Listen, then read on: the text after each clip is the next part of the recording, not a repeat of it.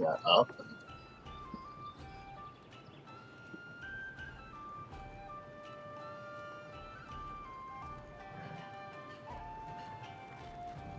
But yeah, you go here, you talk to Rondine. Rondine is how you get, remember the botanical research box in World, where you could just tell them, hey, I want this, and they just generate some of those? That's what Rondine does. Yeah. You send either a dog or a cat or so off to do trade negotiations, and they will continuously bring back the item you ask for. Say, Gator.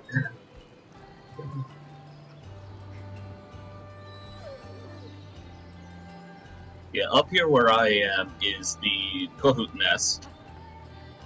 Okay, found the training area. Great.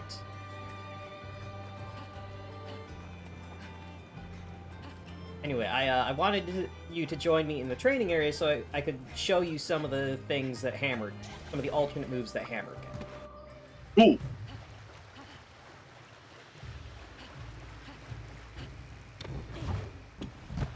So,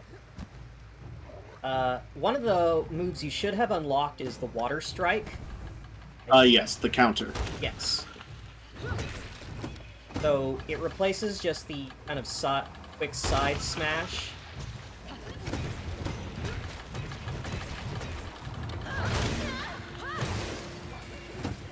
Essentially, if you use that as an attack is hitting you, you reduce the damage and ignore the knockback, and can immediately follow up with an upswing. But the tricky part is you have to essentially already be attacking, and essentially you have to land the attack while the monster is also attacking, with an attack that would hit you during the active frame. So it's useful as just a normal attack, but to get the counter, it requires pretty specific timing.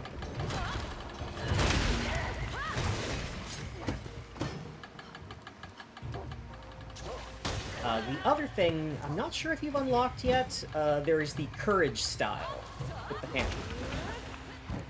So you know how you have the, you can hold and power charge, and that changes you from the spinning bludgeon, and how your standard charge attacks work? Like that? Yeah. So, I think by default you have... Yeah, you've got the Strength style charge attacks. You can unlock the Courage style, which instead focuses on multiple combo hits rather than a single heavy charge attack.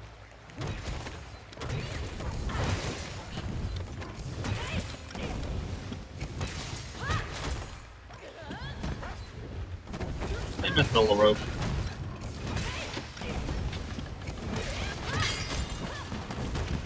So the Strength style is better for hammers with high raw damage, for maximizing the damage of that big single hit, while Courage style is more suited for hammers with elemental damage, because you're getting more hits. There's also a skill you can get later, called Charge Master, which specifically boosts the elemental and status effects of charge attacks. And that's really good for the Courage style for elemental.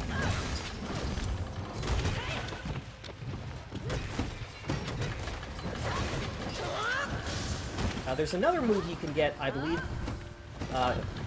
called Keeping Sway, which is essentially a high iframe dodge that maintains your charge. Ah. Like, you use a wire bug to do a quick step forward that doesn't interrupt your hammer charge and has more iframes than normal.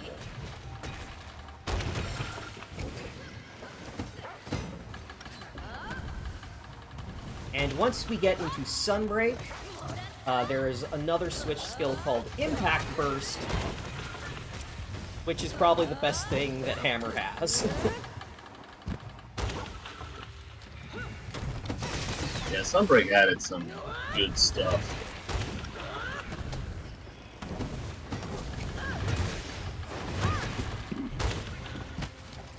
Anyway, that's what I wanted to show you about Hammer.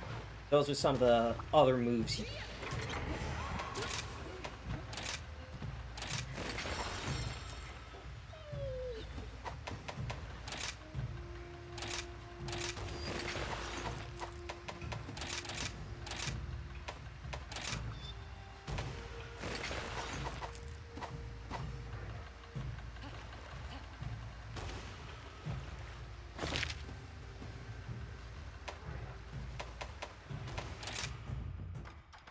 I like how we have like these paths between the trees and the Buddy Plaza, but there's no like actual ladder up to them because this is Kimura. Just run up the tree. Yeah, you're a ninja. What do you mean you can't climb the tree? Just use your silk bug to wire dash up there in a single step. Obviously. Yeah. You're a ninja. Anyways, once you're done in the training area, you should come back to the Buddy Plaza Scholar. Yeah, we are kicking off this session by discovering that in the whole time that we'd been playing, Scholar never went to the Buddy Plaza. Which would explain some things about how we kept trying to talk about the training area, and Scholar didn't know where that was. But now we know. Now we have it. Now we have the training dummy. Now Scholar can get additional dogs. Puppies. Unlimited puppies.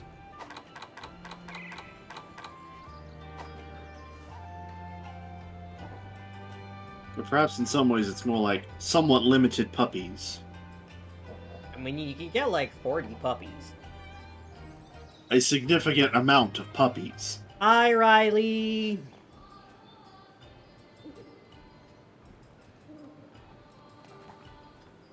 So... You went straight through the Bloody Plaza, didn't you, Scholar?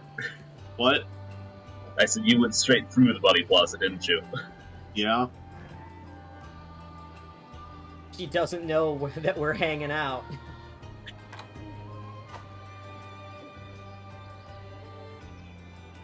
I thought we were doing stuff. Yeah. Well, what is on the list? What are we hunting today? I don't know. I just live well, here. we have the 5-star key quests, so we'll see what those are. It's going to show you the Kahoot nest, because that has some goodies for your buddies. There's free stuff in that bird nest. Birds. And I'm Carmen San Diego. Guess where I am? Oh my god. Okay, so for 5-star high rank quests, we've got Royal Ludroth, Faroth, Double Volvidon, Bishaten, Puke Puke, Asarios, and Rathian. I think we did Baroth last night. Yeah, we did Baroth and Puka Puka as part of the Hammer Switch skill quest. Oh, that's right. It was the quest to get the new skill. But switch skills. Oh, that's right. That one. So singular Baroth and singular Puke is still on the table. I mean, if we're gonna hunt anything, I would be down for whatever could get me the last part for the Kezu armor, which is none of the key quests have that, so we'd have to go out of our way to. Never mind then. Yeah. But the thing I need doesn't come from a Kezu, so. Oh, what do you need? It's the fine pelt or something. 1 second. Okay, you can get those from Anteka or Kelbies. So let's see. Antekas are found in the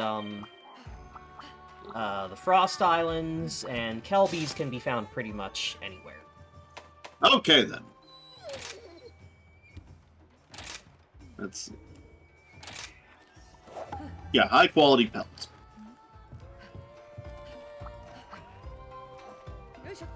I will have to be on the lookout for those things.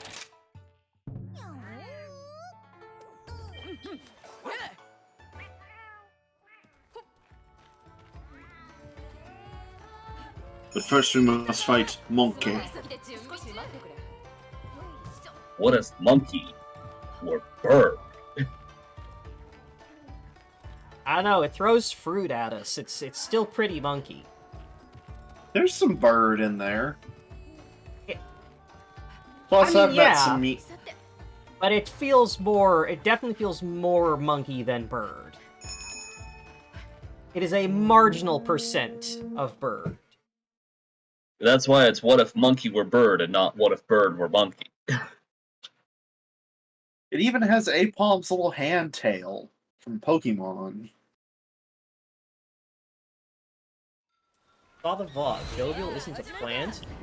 See, that's the thing, is Gobiel is a weird kind of, like, catfish, anglerfish mix, where it is an ambush predator that hides on the river bottom, or the seafloor, by putting its barbels up to mimic water plants, specifically flowers, and other types of, reeds and plants that grow from such things. And if you have a good eye, you can actually find Gobiel hiding in the water and even carve additional items off of the barbels while it's hiding. Of course, if you get down close to that, there's a high likelihood that Gobiel will then deploy its lantern and try and flashbang you, or immediately deploy its spikes to paralyze you. So it's very risky to try and get items off of Gobiel while it is hiding in the silt. Also, hello, Zolkaja. Hi, Zelkaja. Yeah, Scholar, Bishopton is over in Area 1, by the way. Yeah, but I'm wondering what doing you're something doing. else. Oh, you're going to hunt. Wait. Yeah, she's going Is to get that Monkey? Rajang again. I was about to say, is that Monkey? I I'm will going say, to fetch a surprise tool that will help us. right now. No, my excuse is I was going to hunt down spear birds and stuff. That's my story, and I'm sticking to it. In my defense, I am getting a lot of spear birds by doing this. Maximum bird. It's deploying little guy. Alright, Bishopton is now asleep. Initiate monkey laser! For 569 damage. Monkey. Initiate monkey business.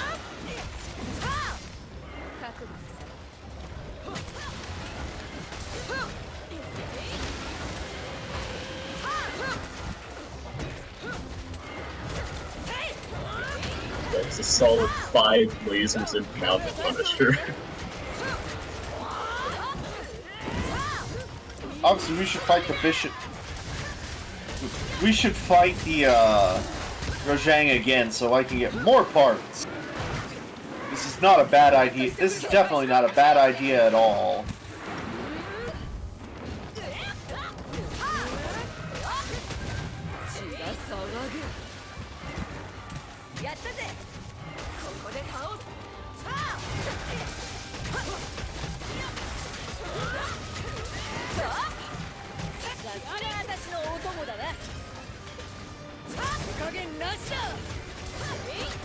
Tried to do one of its acrobatic moves and then immediately flinched, so it just fucking fell on its face. Ah yes, we made the Bishopton eat shit. Grouse. One fruit I still don't The have. munitions for arsenal for high rank. I've hunted so many Bishoptons, and yet it's never gotten to a state where I can actually where it actually drops the paralysis fruit. So there's still an unknown entry in my, drop table. Well, that sucks.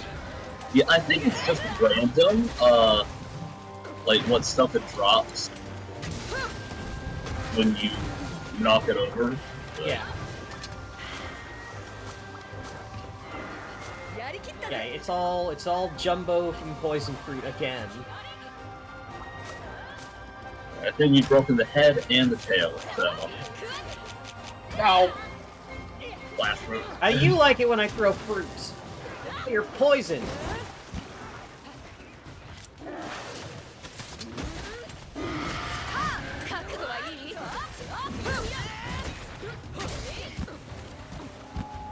Oh, it's going back down to where Rajang is.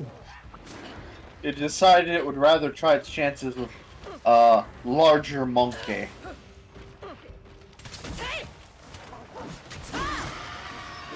It's already forgotten the ass beating it got the first time Rajang was around. Rajang is leaving. Rajang is fucking tired of our nonsense. Something Rajang did. I'm not fighting those fucking hunters again, are you kidding me? Well, this is making it seem like it's the same Rajang every time. Yes! It comes back from being carved somehow.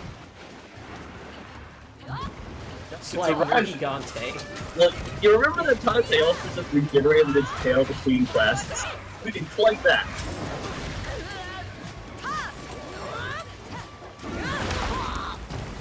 Rajang is just built differently.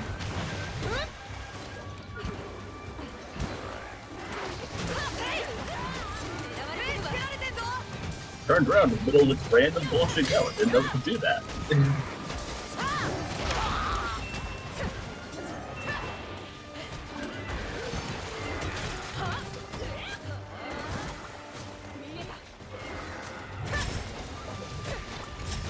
Still no pair of fruits.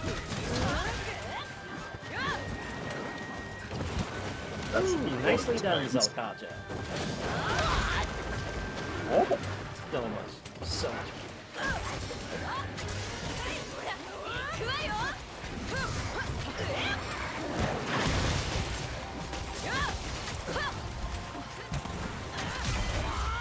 Oh, it's just dead. How did that go, Zelkaja? How was the big golden mantis?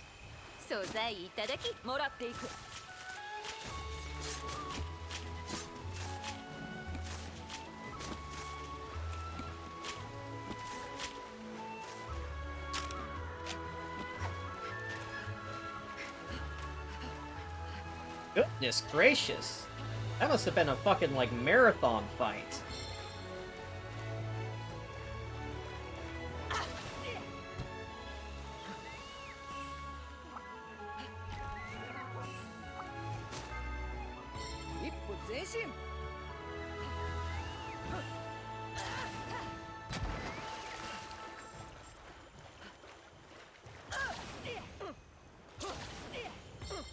Pure bugs.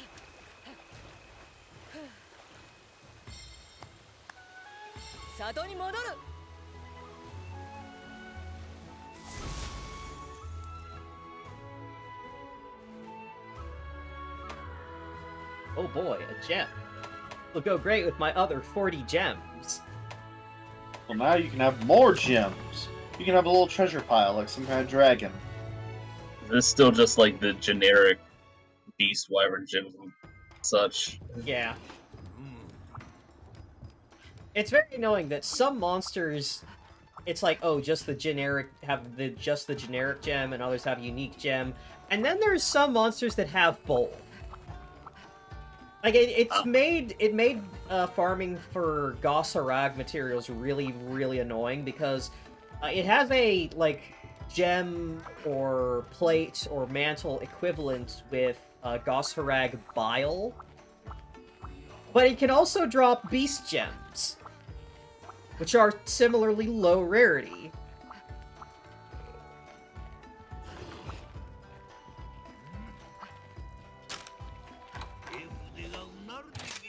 So when I was hunting Gosarag to finally make my cool hammer, I got a whole lot of beast gems when I wanted bile. I just needed the one Gosarag bile to make my hammer. Instead, I was getting like 4 beast gems.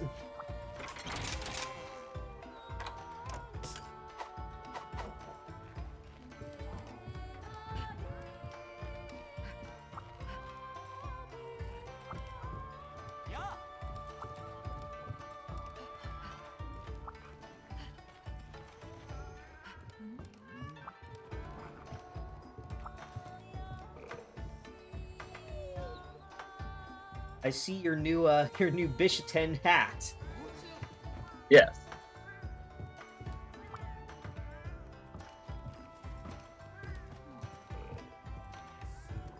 Huh, other than the It's supposed to Bolfango be part, like a monkey kind of Tengu thing, but like that just makes me think like those are fox ears. Yeah.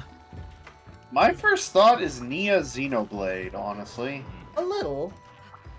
Yeah, they don't look like monkey ears. They're too pointed. They look like either like fox ears or cat ears. A Kitsune or something. Like what you would make a Kitsune look like in her human disguise.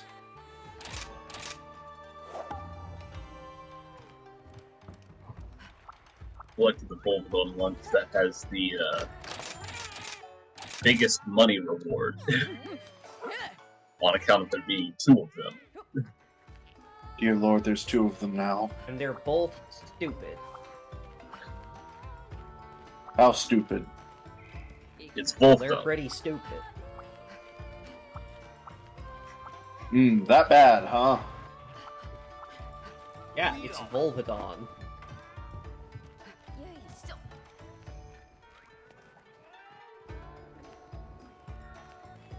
Volvidon's not a particularly hard monster, but it is very obnoxious because it rolls around and doesn't sit still.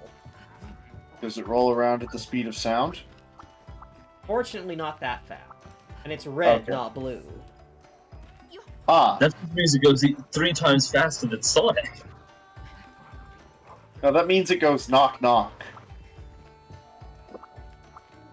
And it doesn't chuckle. Ah. I suppose that means we also have to look out for it gliding then.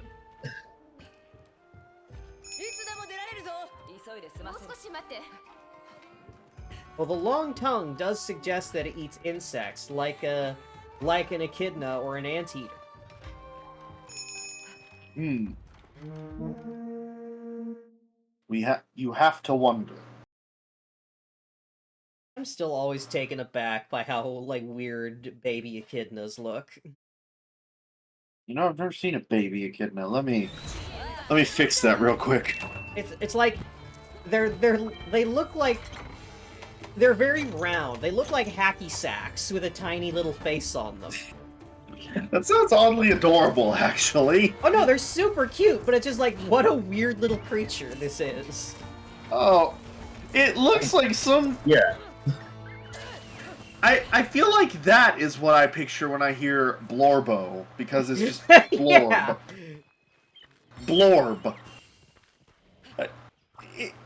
Somehow, yeah, hacky sack with a little face is entirely accurate.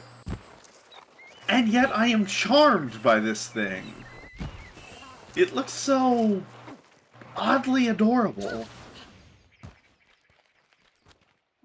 Like, did you find some Kelby or anything to whack? No. No, I did not get a chance. What does a Kelby look like? Just It's to a make deer. it... Oh, those things. Yeah, it's like an antelope. Oh, hey, I think I found one of the old messages. Yeah, those things are all over the place. You just have to Yep, look they real are. close. There's also a mud beetle right here. One mud ball.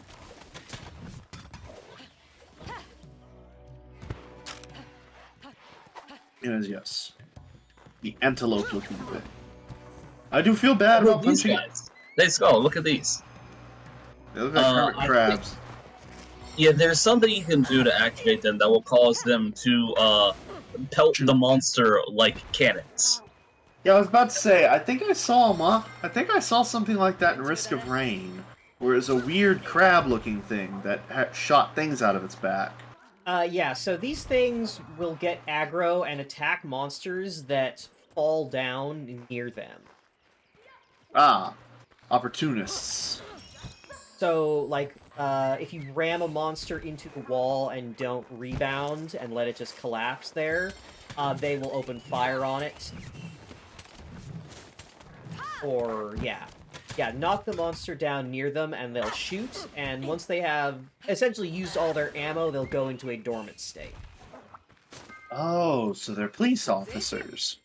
I hope that wasn't too horrible. Yeah, they unload their guns on a completely unrelated creature that they see in danger. Bro, there was a relic record hiding in this bush. What the fuck? Yeah, no, they get really cheeky with those relic records of like, oh, it's in a bush that you wouldn't see unless you cleared the bushes to get spirit birds, or it's in a tiny hole in the wall that is way above where you'd ever be looking. God, there's one in the Frost Islands that is hidden inside a feline snowman that you can only destroy with a bomb. I'm sorry? Yeah! Yeah, no, I looked up, like, in order to get them all, I had to look it up, because I was scouring the map and could not figure out where the last ones were hidden. And when I get to the Frost Islands, it's like, yeah, at the little, feline camp, where like, stolen items can be recovered, there is a little snowman with a red mark on it that you can destroy with a barrel bomb, and then the relic record is inside. And that was the point where I'm like, okay, these are designed, like, maliciously. No one is going to look for this. Also, this is a large Volvidon. Big ass armadillo. Big ass armadillo with a anteater tongue. But yeah, no, this is why it's obnoxious. It just keeps rolling around and turns its entire model into a hitbox. It's like that one Ben 10 alien, except less cool.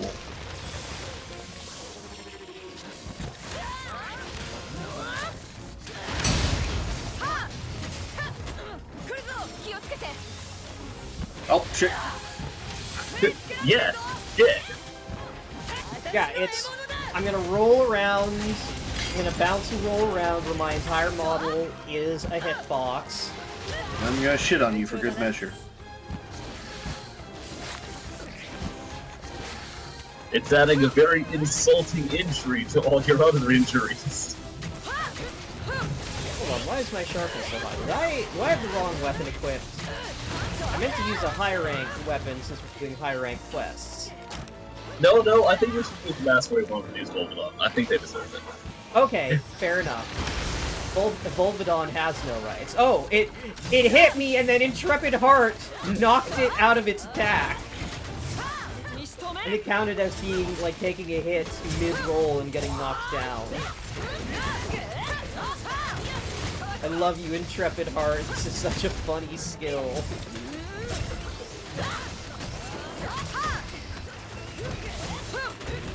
Just get fucking reactive armor. Ah, yes. The Sundowner skill. Yeah, and it rocks! Now I know why Sundowner's going, I'm fucking invincible! If people just exploded when they tried to hit me, I'd also fucking act like that. Unfortunately, Sundowner was onto something. He was right, this is kind of fun. And, yeah, Zalkaja, cannon bolts.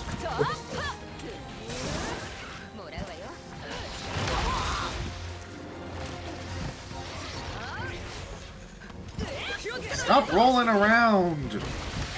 Oh.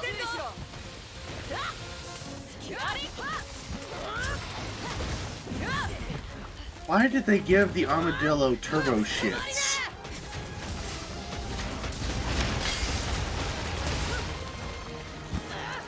Well, you see, it's off the shits. I imagine the idea is that it's kind of like a skunk thing of emitting, like, something that smells really bad in order to try and scare off attackers. Nonetheless, the color and overall look of it makes it look like, well, very gross. A very greasy fart cloud, let's just put it that way. Yeah, no. Much like skunk spray. But like the bright red colors, like it's like the bright red outer shell, the like yellow, green, and purple underbelly, the stink cloud, everything suggests that like a Volvidon is a prey animal that is trying to advertise how shit it is and why you should not eat it. That's true. Those are not eat me colors. Those are, hey, I taste terrible and or am poisonous colors. Yeah, I do have the wrong weapon equipped. I meant to change my layered weapon to the Kamura Axe, but by mistake I just actually equipped the master rank Kamura Axe. Oh no. That would explain why the Bishotten died so quickly. Yeah.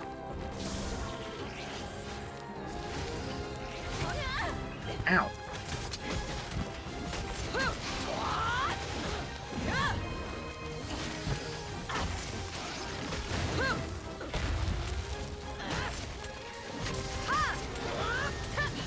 Hi, Baroth.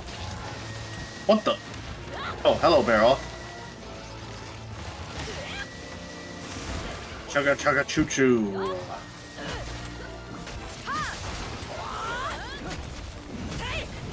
I don't think that Baroth's very happy. Then again, from what I've seen of Baroth, I don't think Baroth in general is very happy. Yeah, They have Baroth to mix with Wall and strikes Rod. me as being very similar to a hippo, in that, like, it lives in a mud hole, and it eats ants, but it's, like, hyper-aggressive about anything getting close to its mud hole. Hippos are territorial, and their food is easy enough that they are willing to expend the energy to tell you personally to screw off.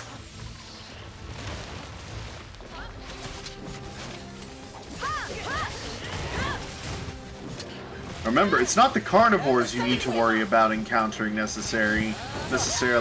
It's usually the herbivores.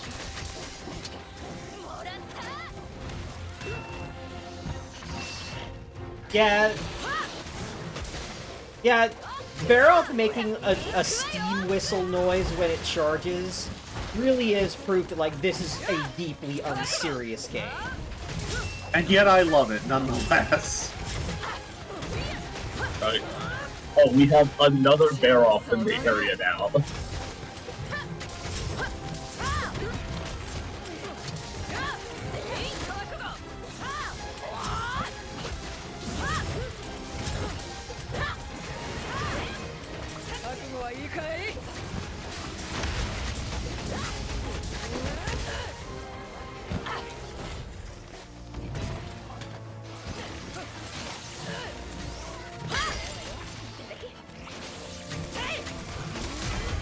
Nope. We have defeated the loathsome Volvidon. And yeah, I'm pretty sure this Volvidon is tiny compared to the previous one we Well, see, faced. this is about the normal size for a Volvidon. The one we fought before, that one was huge. It's still tiny by comparison, it feels like. Volvidon shares the same, like, animation and body type as Arzuros and Legambi, so they're all about the same size. So, when Volvidon is, like, really... It's very easy to tell when you've got a big-ass Volvidon.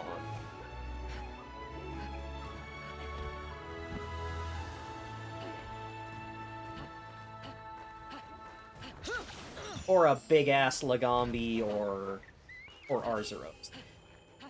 It's very easy to tell when they are either too small or too big.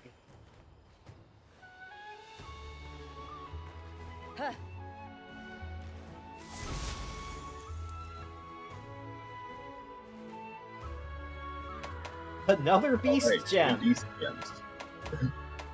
Look at all them sweet, sweet Volvidon parts. And some new build card titles. Is that my reward for killing my 20th Volvidon? I think Lagonga will be back in Wilds. I would say probably, actually. Yeah, we know we're getting another monkey. Like we've Monkey. got the Ajarakan skeleton, which Also, we is do know that using... Kongalala will be there, so... Yeah, we've got Kongalala and Ajarakan, and I'm guessing there's going to be another snow environment. So, Yeah, if we've we've always already got got the, the primate fire and ice skeleton environments. baseline,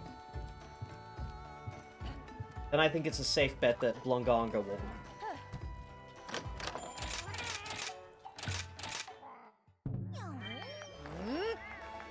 Only the finest Sandy Plains peanuts. Don't ask me how I got them.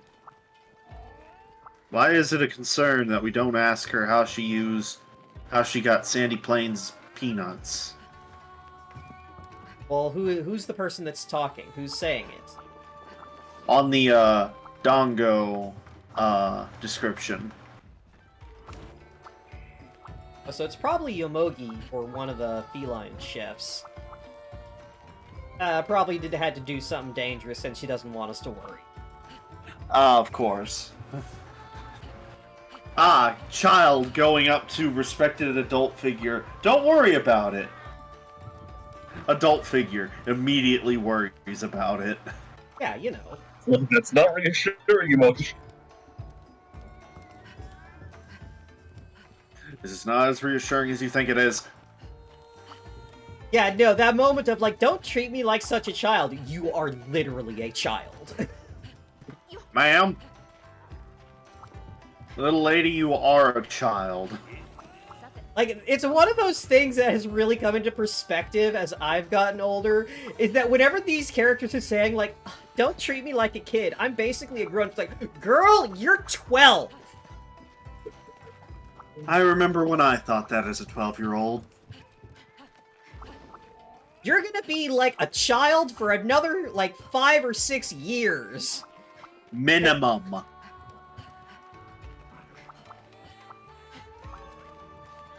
Depending on how you mature as a person, that may last longer. Never thought that at 12. Yeah, it's not something that every kid goes through, but No, it's there not are universal, definitely yeah. a lot of kids that do start feeling that way. Of if they don't have a good frame of reference, they don't interact with older children. They start getting in their head that, like, oh, I'm 5 years old and everyone else is 4 years old. I'm the oldest. I know things. I'm like it, especially if it's a kid that does well in school.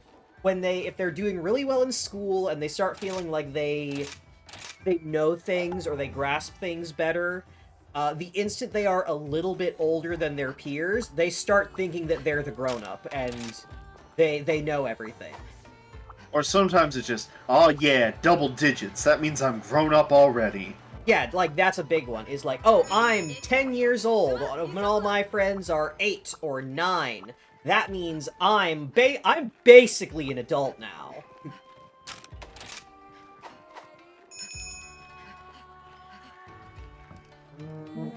I need a Kelby horn to give to IMA for one of the sub-quests, so... Let's find some Kelby.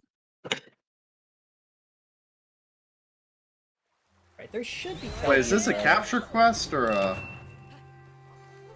No, it's just a regular hunting quest, but... Oh, I thought I saw capture in the pre-quest, like, description thing. So I was like, wait, are we capturing or killing?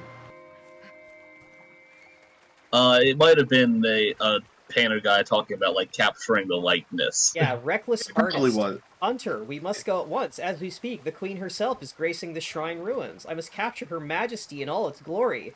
But I hear Rathian are rather difficult to work with. Perhaps you can assist me? This dude wants to fuck that Rathian. You say that like there aren't several people who would fuck a Rathian. Yeah, no, it's just like... The way they're going on about is like, yeah, no, I know what you're about, dude. You don't have to dress it up in fancy words. So I think Kelby can show up here, but I think because it's nighttime, there's going to be the Tanuki instead. Also, this rock I'm standing on looks like a dog. Yep. Oh, also, for Oh yeah. I can show you where another one of the relic records is real quick. For context of, like, wow, these things are hidden.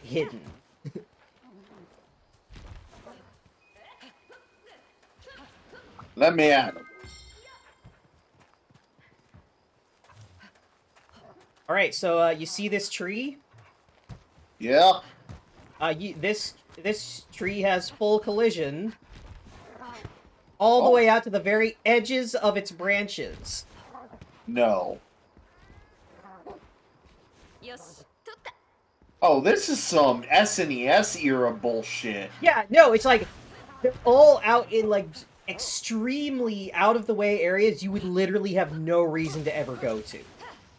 Yeah, like there's maybe a couple that you would find normally that will let you know that they're a thing.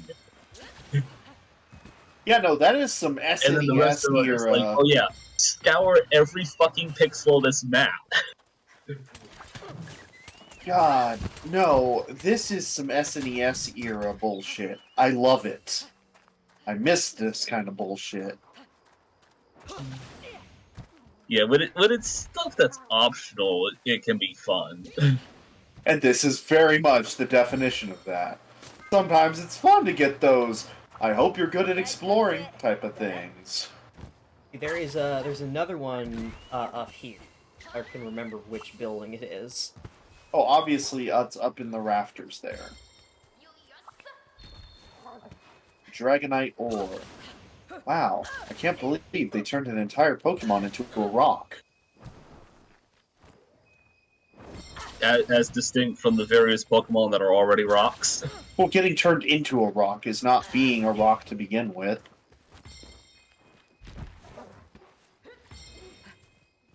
That one? Finished with those errands. Which errands are those? There's so many errands. Okay, yeah, it's up here. There's one up here, I believe. Okay, see, this one's a little more reasonable, because I know a ton of people who'd get curious of, is there something up there?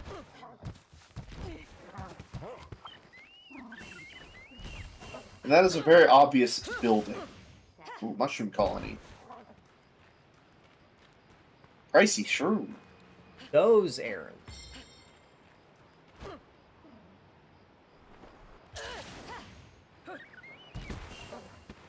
I'm blanking on what you mean, so I'm gonna go ahead and say no, I've not finished with those errands. Oh. There's a relic record over here, if this is the one you were talking about and haven't found it yet. Alright, there's another one here. Well, around here. Wait, the one in the building? I think we just got that one. Oh yeah, we just got that one. Okay. Also, fuck. Yeah, if, over where I am, there is, the way to get to another one.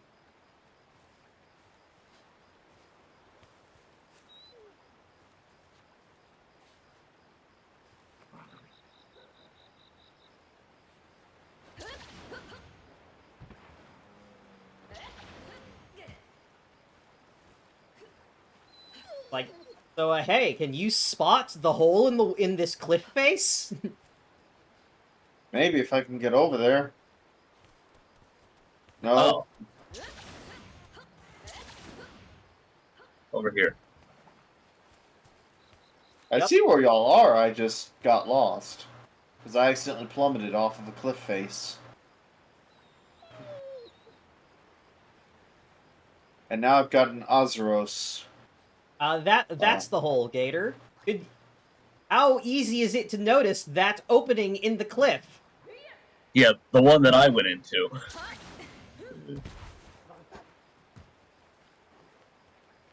There's a hole in that cliff? Oh, I see it.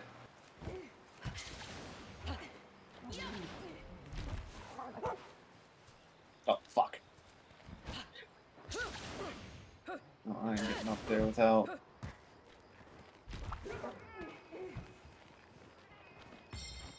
You can do it with 2 wire bugs, but you need going like from the bottom can be tricky.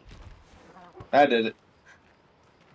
The thing is, if you run out of stamina while you're running up a wall, you can press the right face button in midair to just hang there for a bit, recover some stamina.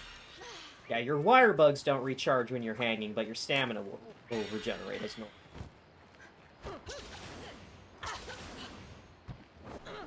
Anyways.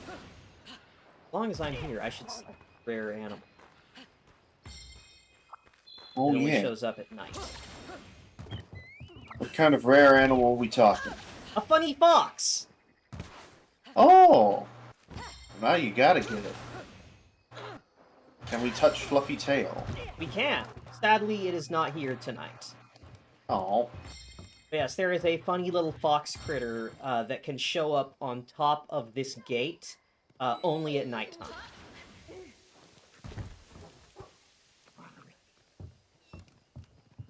Like, it just hangs out up here, and you can walk up and you can pet it. It's just a rare wildlife. Oh, no! My one weakness. Small, fluffy creatures that will let me pet them. There is a rare animal in every environment. And some are easier to spot than others. Well, I'm over here, so let me grab this, other people.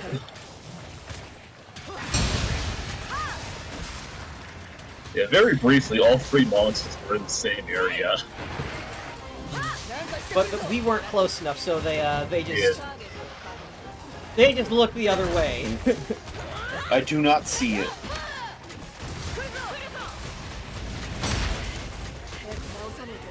Alas, Hello. I have become poisoned because I was hanging onto the back of Rathian's tail when it did a backflip. Hello, loathsome mascot. Die. Yeah, I did a Netsu Shurigeki encountered the tail flip, so she just fell out of the air immediately afterwards.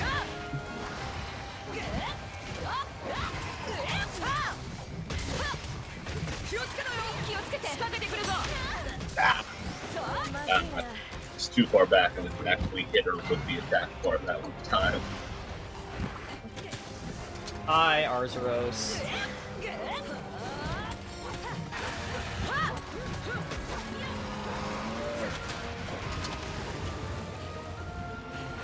Poor Arzuros. It shows up and it's just doing its threat display and growling at Rathian, and it just shoots it in the face with a fireball. If nothing else, I respect Rathian for not hesitating. Ah, yes. I won't hesitate, bitch. I saw you hanging out with Big Tallies yesterday. Rathian, it's not what you think. I won't hesitate, bitch. Do you think anyone in the Enigma of Emigara Fault tried to fuck their own hole? I mean, I wouldn't say it's impossible, but like, there's some. I don't think the shape of the holes is actually conducive to that. Yeah. They're kind of silhouette shaped. Yeah, like, at best you're gonna get is like, maybe like grinding on like the edge, like at a level where you can reach it, but like, I don't think there's really like adequately an opening to actually penetrate. Oh. Nor is there, it doesn't seem like there's like anything sticking out in such a way that you could be penetrated by the hole. I think it's Kajo's making a shitty joke. Any hole's a goal.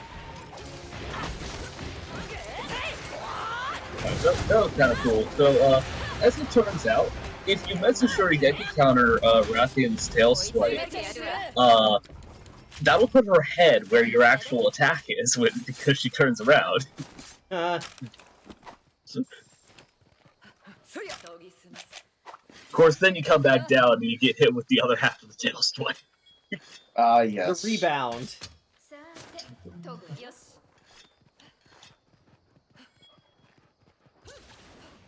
Wait, yeah, I was Kajo. What?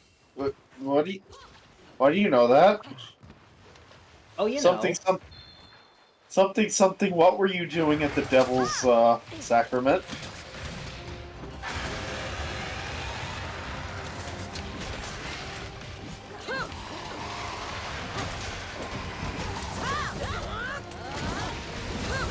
What is this phenomenon to do? Although it can explode. So.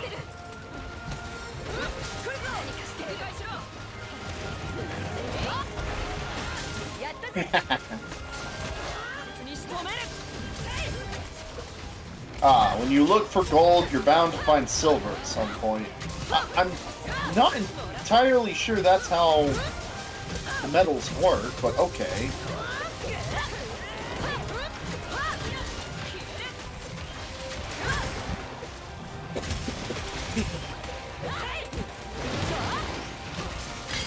Like, I'm pretty sure gold and silver form under different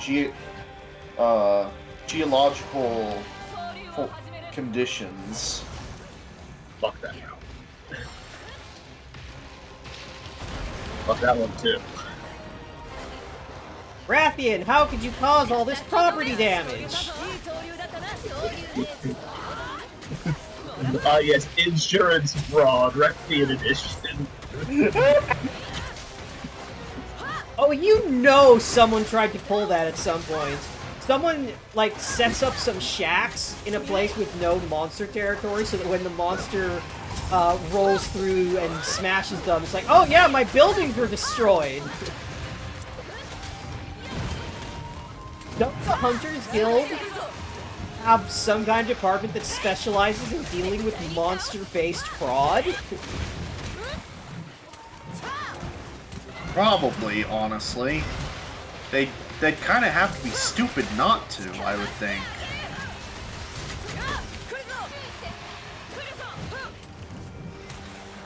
I mean, depending on what kind of fraud you're trying to pull, I feel like the instant monster-based fraud is the monster.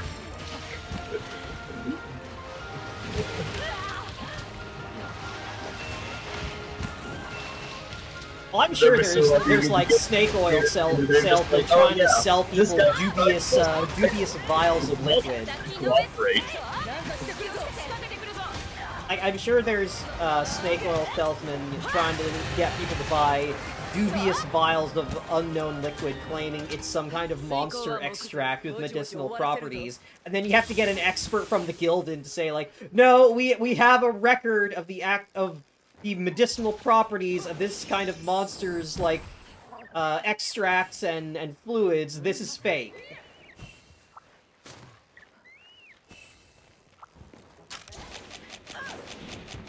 Yes, allow me to introduce you to essential oil from some kind of plant monster.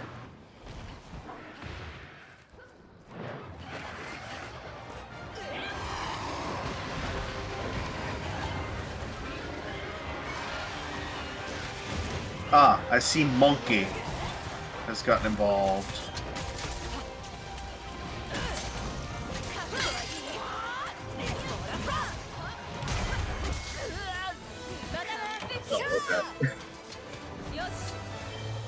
Bishatin says, my work here is done, but you didn't do it. You didn't do anything. Bishatin has left the locale.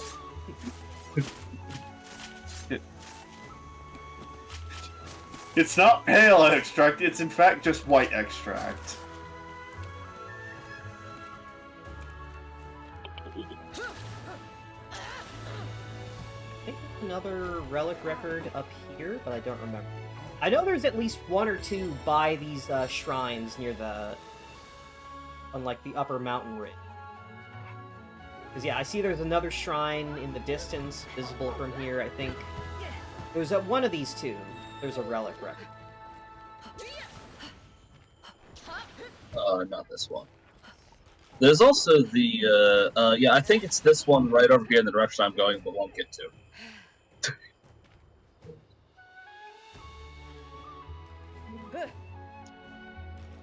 Rakidio's Lego set. I'd be down for it, honestly. Yeah, Monster Hunter Legos, that sounds cool. I'll play Rathian plate. I know they have, monster figures. Fatalis, but it's just that old ass dragon figure that's got like no real details from like ages ago.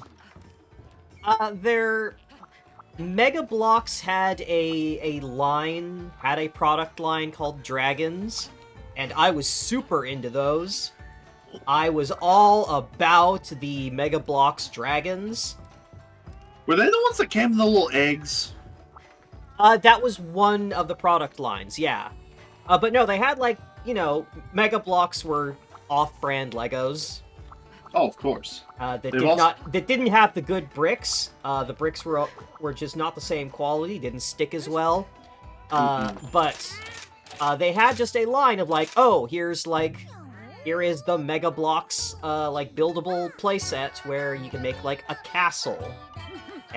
Or, like, here's, like, a dungeon or a tower or something. And the little off-brand minifigures were like, here's the knights and soldiers from this kingdom, and the other kingdom, and here's, like, the Viking-adjacent kingdom, and here's the orc equivalent.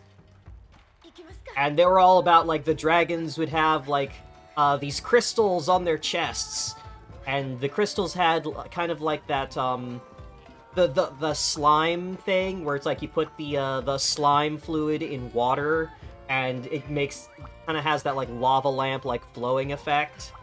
And then the dragons you could put a battery into the dragons, and then when you pushed in the crystal, a light would shine in the dragon's chest to illuminate the crystal. It's like, oh, the dragon's power comes from the crystals. And that was, like, the whole angle of Mega Bloks Dragons, of, like, they're trying to fight each other over the power of the dragon's crystals, and, like, oh, these dragons are loyal to this kingdom, and these dragons are loyal to the other kingdom, and, oh, the evil wizard leading the orcs wants the crystals for himself, and is willing to destroy both of them to get it, and all that jazz. There was an animated movie for Mega Bloks Dragons. What the fuck? Yeah! There was a movie for Mega Bloks Dragons, and I watched it because I was so into those things. That's how they get you. I still remember that movie, like, clearly. Was it at least, like, it was decent. It was a decent, like, kids animated action movie. Oh, there's the real surprise. Huh. Like, it didn't do anything, like, it didn't break new ground or do anything crazy, but it's just, this is a well-animated tie-in, like, toy tie-in movie. About, like, yeah, there's the two kingdoms, and we've got our representative, like, girl, princess knight girl from the one kingdom, and kind of edgy, troubled boy from the other kingdom that are rivals and don't like each other, but become friends over the course of the movie when they realize the greater plot that's been splitting their kingdoms apart. Edgy boy has a moment where he gets, like, possessed and driven mad with anger and vengeance that the girl has to snap him out of. Oh, of course. This could be improved if it was also an edgy girl. Well, I mean, she was already a dragon-riding knight girl, so she was pretty fucking cool. I mean, if the edgy knight boy was also a girl. True, yeah. This could be improved with Yuri. That was a little too advanced. A little too advanced for the time. Oh, I know, but that's basically something I gotta be like. It's like, this sounds like it would be great if it was Yuri. I am legally required to advocate for Yuri in all situations. That said, it was ahead of its time by having, like, the focus was on the girl. She was the protagonist, and the edgy boy was the sidekick. Oh, that is impressive, actually. Like, not even joking. That's impressive. Oh. What happened? The bloodthirsty hyena is asleep at the buddy plaza. Your other buddies can just be found, like, hanging around and relaxing in the buddy plaza sometimes. Ah, yes, hyenas. They look so petable and scritchable. Don't.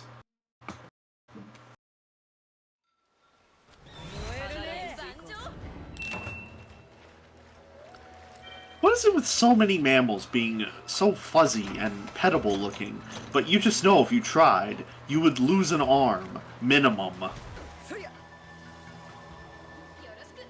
Humans just Why are have the you- natural turns out that instinct to fur pet is a good way to things, keep warm. and the Earth is full of creatures that enjoy being pet. Something humans are too good at being pack animals. The world is full of things that enjoy being pets, but watch out.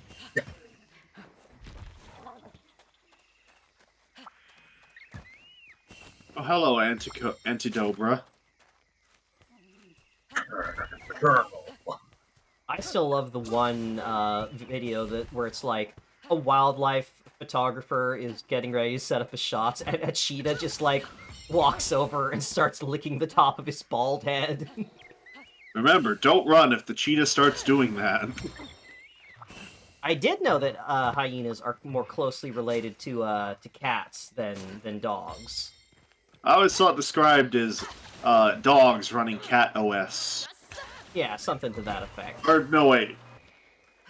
No, wait. Foxes was dogs running cat OS. Hyenas are essentially cats running dog OS, I think.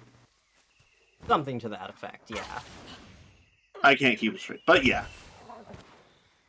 Yeah, in terms of, like, DNA and physiology and overall behavior, like, hyenas have a lot more in common with cats, but their environment has sort of pushed them to physically resemble canines in a lot of ways, in both, like, group dynamics and, like, musculature. Yeah.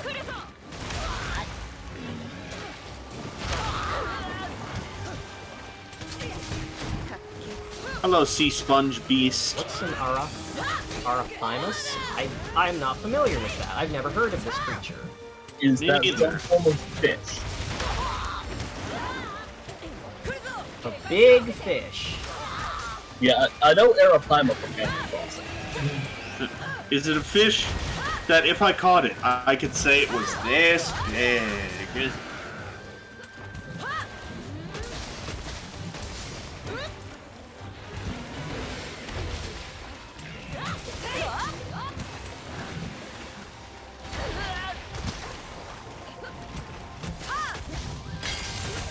They are called...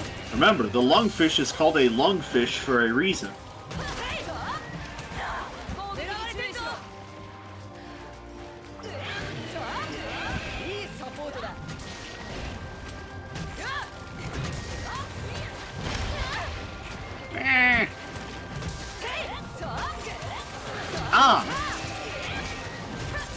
The fish that causes arrhythmia, of course. I mean, with any creature that's, once you get to a certain size, if it's, like, trying to get away from you or panicking, just any kind of movement can be harmful if it's moving fast enough and it's heavy enough. Yeah. Mass plus speed equals... I don't know that exactly equals force, but it's a big contributor to it. Mass times acceleration. Thank you, yes.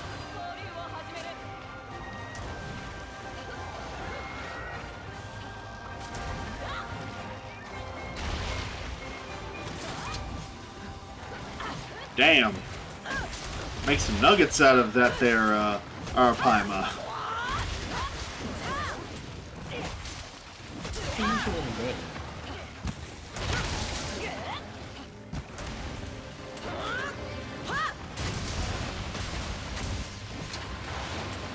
I can't believe we're having a sea sponge and a catfish fight each other.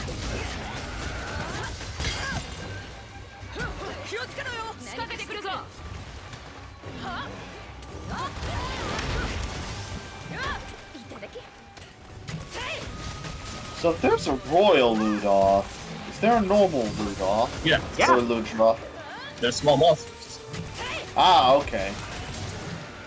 Yeah, no, Ludroths are literally sea lions.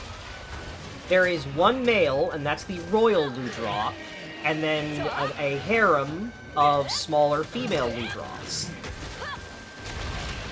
Where the smaller female Ludroths take care of, like, child rearing and most of the hunting, while the royal Ludroth is there to say, this is my territory, this is my group. Is that kind of how actual lions work? Yeah! Yes. Little sea lions. Damn. Yeah, it's why royal Ludroth has a big mane made of sponge. It's a lion. It's just not many things that depict lions actually get that necessarily correct. Let's put it that way. There was also a variant called, I believe, like Violet Ludroth. Purple. Purple Ludroth, where due to some kind of genetic defect, its mane turns purple, and it starts secreting poison. And those essentially get ostracized from their groups and have to live solitary lives because they keep poisoning and killing the other Ludroths around them. Yeah, I can't blame the other Ludroths for that one. Did it just get dehydrated? It did. Like, it visibly decolored in the span of a second or two. Yeah, no, when Also, when Ludroth gets tired, when it goes into the exhausted state, its mane shrinks and it loses color as the sponge dries out. Yeah, it also just looked very... Yeah, it got paler, too. And Zalkaja says, like many harem pro tags, it's a wet blanket.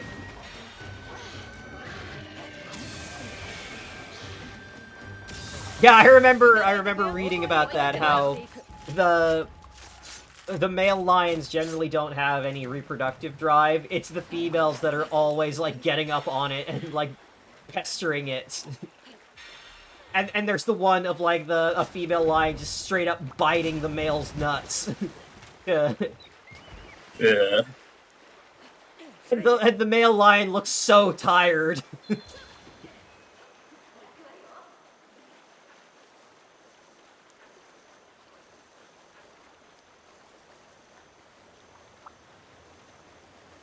So let me know if y'all see a Kelpie anywhere. I'm trying to think of where Kelpies here. are actually native, because I could have swore, like, oh yeah, they show up just about anywhere, because I'm so used to seeing them in multiple places, but, like, as we've been going, I've been surprised, wait, why aren't we seeing any Kelpies? It's also nighttime here as well, but yeah, these are Ludroth over here, Scholar. Ah, those things. Yeah, those are the smaller female Ludroth, or adolescent males that haven't grown to full size yet. Because much like actual lions, the baby Ludroths often look very similar to the females until they reach their full adult size and the mane comes in. At which point they have to leave their parents' territory.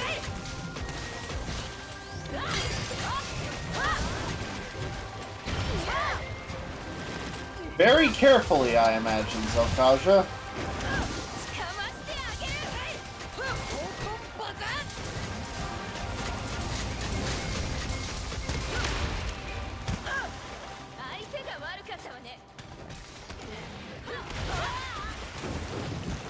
Yeah, why did it censor that? Because Ludroth is being shown normally in the next line. Why did it get censored there? Presumably Zalkaja had an extra letter at the beginning. I don't know what letter would cause it to get censored.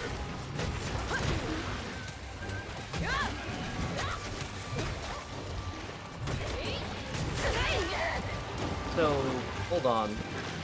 RLU is getting censored?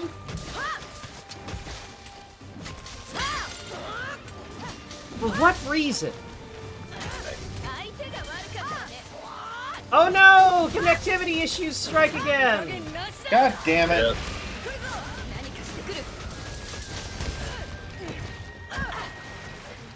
Yeah.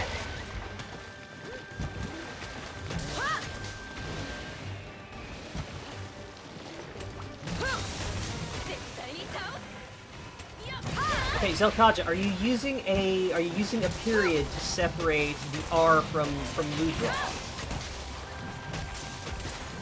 Because, yeah, it might be seeing R.Ludroth and thinking it's a link. Okay, that must be it then. The autofilter thinks that R.Lu is a website, and it's trying to remove a link. Ludroths in your area.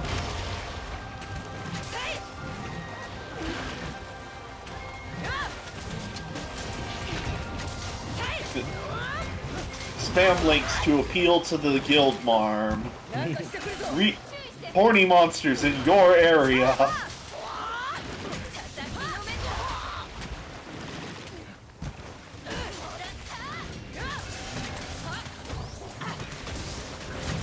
still can't believe the guild marm's outfit is like that. I need to emulate Monster Hunter 4 just so I can have the full context of Guildmarm. Wait. Because, like, I've seen bits and pieces of it. The most well-known is the one where she's talking about Brachydios being her perfect match and her ideal type. And I've seen another screenshot where she is talking about Kuropeko. But, like, I don't know all of her dialogue, because I didn't play Monster Hunter 4. So it's like, I want to play Monster Hunter 4 both to see what was unique about that particular generation, but also just so I can document all of Guildmarm's dialogue. I want to see everything she has to say, so I understand the full extent of her monster fucking. Yeah, like, is it blown out of proportion, or is it... Are people accurate, or is it actually understated? Like, these are the questions.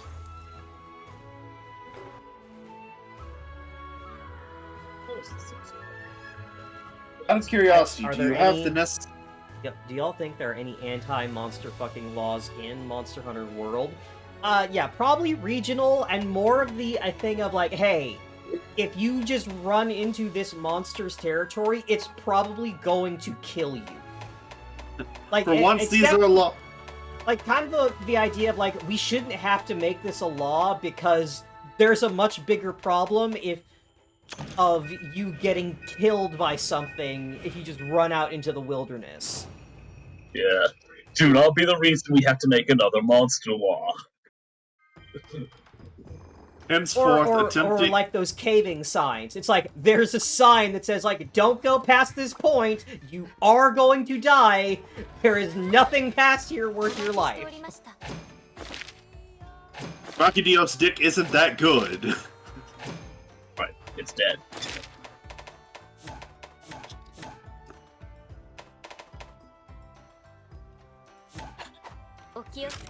Or no, sign that's like, Fatalis is not interested. Health. Okay, yeah, no, Kelby can be found in most environments. Shrine ruins, sandy plains, flooded forest, and both of the, Sunbreak areas, but it's just... appears that we have had no luck with getting them to appear. They might be only, might only come out during day. Yeah, and when you're accepting a quest, it does show a list of the small monsters in the area. There weren't any Kelby that I saw for this quest. I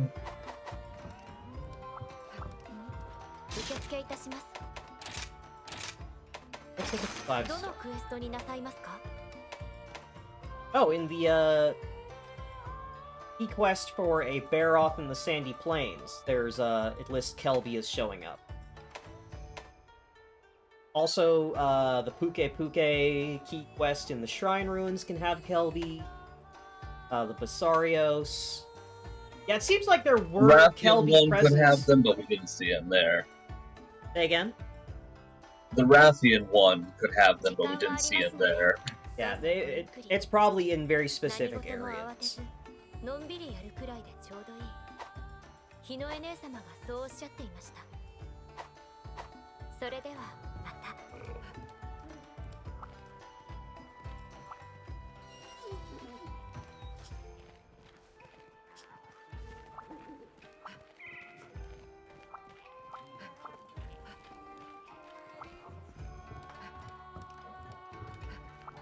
Anyway, how's your internet holding up? Are you able to rejoin?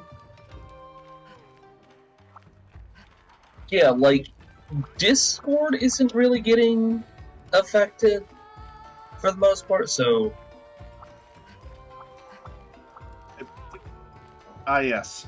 Pure When it happens, I influence. can, like, rejoin the moment I am out of a mission. Oh, right, you still have to finish off the Royal Loot Drop. Oh, no, Ah, no. yeah. Okay, there we go. Yay!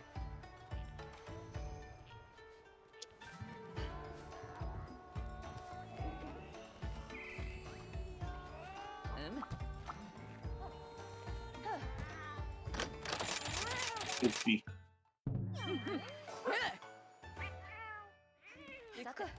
Ah, yes. Let's get some food. Right, let's do another quest and see if we can actually find some Kelbies for Scholar. I mean, Izolyn, you also need something from a Kelby, right?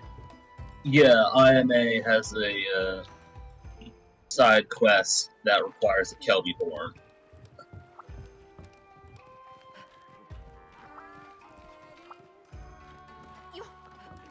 So, Kelbies are the first case of Capcom actually listening to fan feedback and changing something about how the game works. In Monster Hunter 1, you needed Kelby horns to make ancient potions, which were the strongest healing item, right? Yeah. Yeah. But because they were one of the few small monsters that you had that weren't aggressive, people felt really bad about hunting Kelbies, because they're just these little deer that are completely harmless. And then you just run in and kill them with your greatsword to get their horns. And He's just a little guy. And there were a lot of people that were upset. That's like, oh, come on, I feel so bad. Can't I just, like, harvest the horns without hurting it? And so,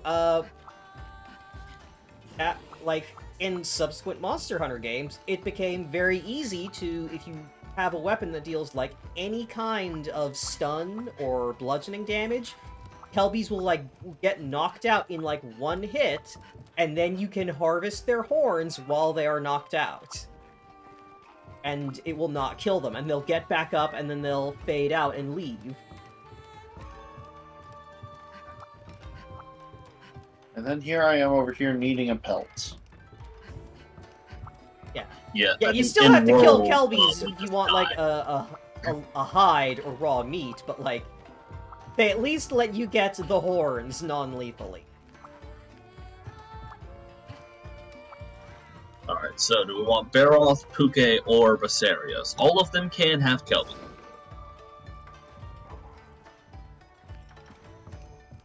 All those so good to me. Ooh, what the hell? I'm already yawning. Really? Okay. Let's go hunt friend-shaped bird.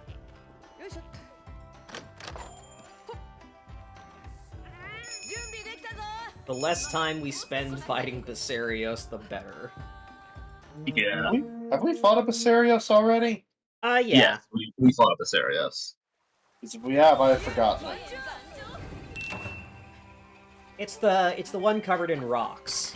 Oh god, fuck that bastard. Exactly. Fuck that shit, I'm out! Alright, so it's just bomb badgies. I think I'm...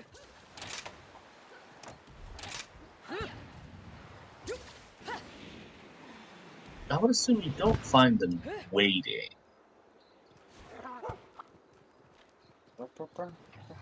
Gaja.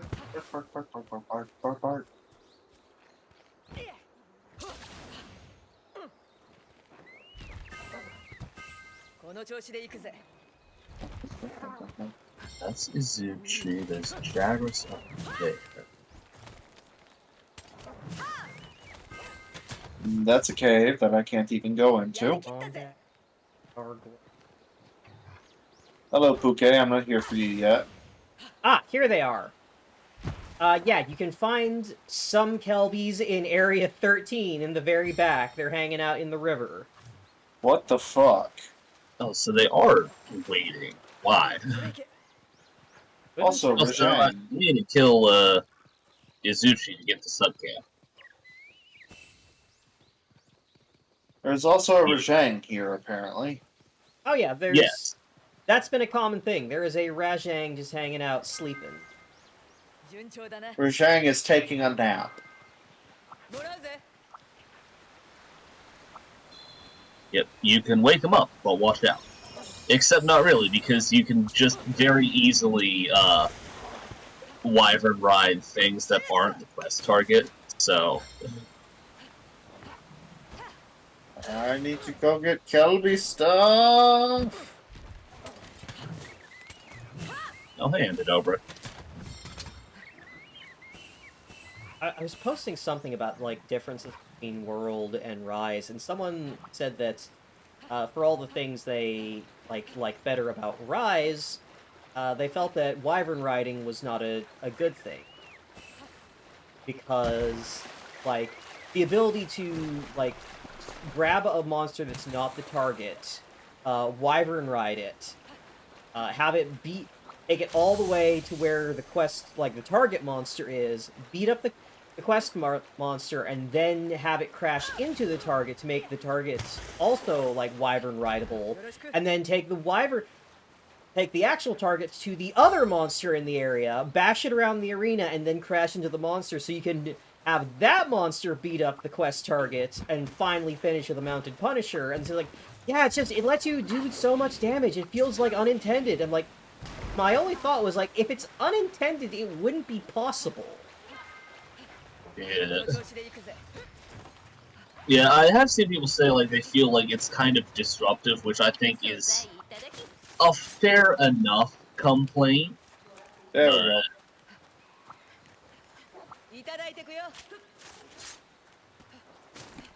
I somehow carved a high-quality pelt off of this unconscious Kelby. Oh, it wasn't even dead. Yeah, that's what I was talking about. They made it so that you can carve from Kelbies without killing them because people felt bad about it. They have a secondary pelt under their... They actually have multiple pelts. Hello, you weird Tanuki things. Anyways, alright, Scholar, you should come over over this direction.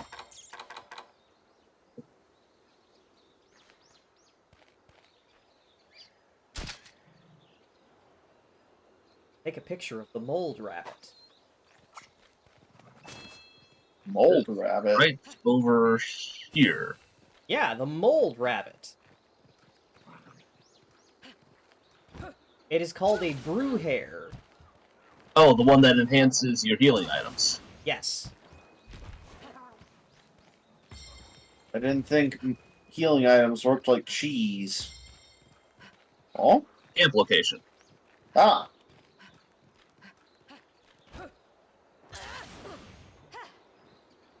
Well, there is something to say about how wyvern riding specifically when you're in multiplayer, can be very disruptive.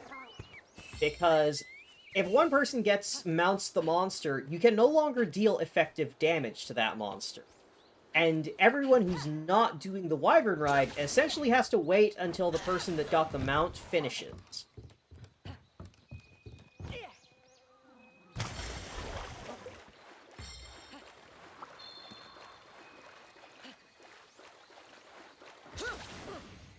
So if you're wanting to fight the monster, but then, someone else started a wyvern ride on it and is now running it around the arena, crashing it into walls, like, yeah, it can give you a moment of downtime, but if you didn't need or want that downtime, it's essentially breaking up the flow of the fight and forcing you to wait before you can play again.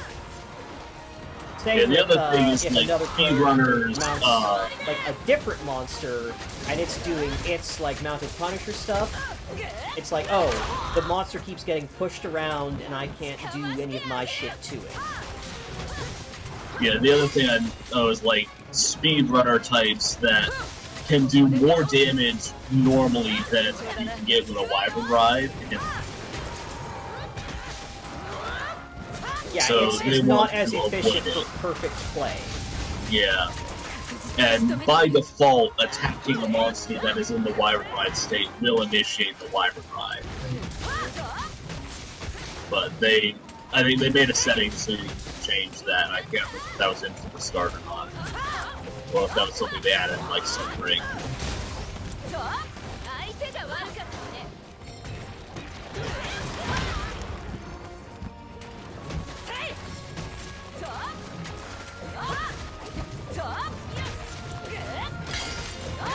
Right, so we found the Kelvies. You got what you needed, right, Scholar?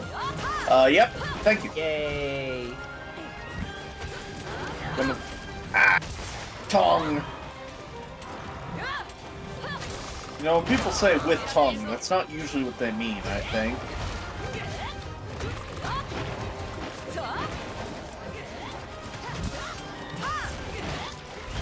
I mean, Yeah, I know but, that when I think of something with tongue, I'm thinking about, like, a long prehensile tongue. I wish I had a long prehensile tongue. It would be cool. I could, like, pick things up with it. I think I would not want to pick things up with my long prehensile tongue, because presumably I still taste with that. Yeah. Pick up a Switch cartridge with your long prehensile tongue. Oh no! I'm just saying. We can all agree that Jar Jar Binks sucks, but the ability to, like, grab food and quickly eat it with just your tongue is kind of cool. Eh.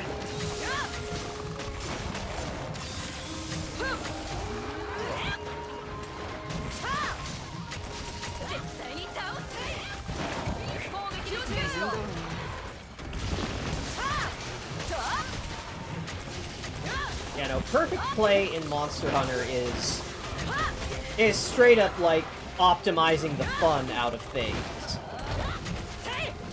Yeah. I remember seeing things like, oh, watch me spear this monster, and it's just like, the monster never gets a chance to do anything. It spends the entire hunt getting knocked out and stunned and shit. And it's just like, okay, well, now you're just beating up on a punching bag. Yeah.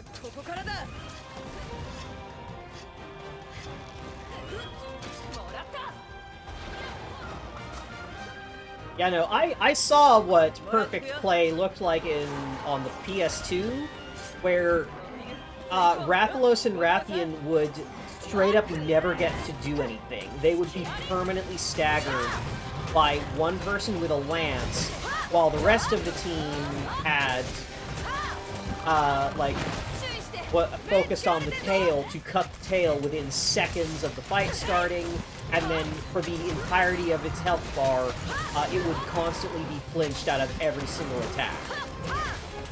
Like, I did that during the PS2 era. It's like, it's boring. And that was done for efficiency's sake, because plates had like a 1% drop chance from the tail only.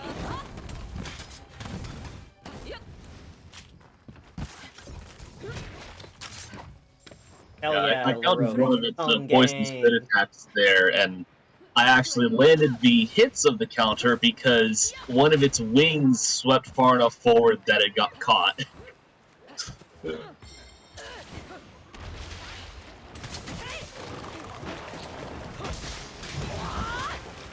I remember seeing, like, Charge Blade speedruns, or like, a Mizitsune and Rise, and I think a Tales from the World, where it's just, the monster's just flopping around on the floor for the entire hunt.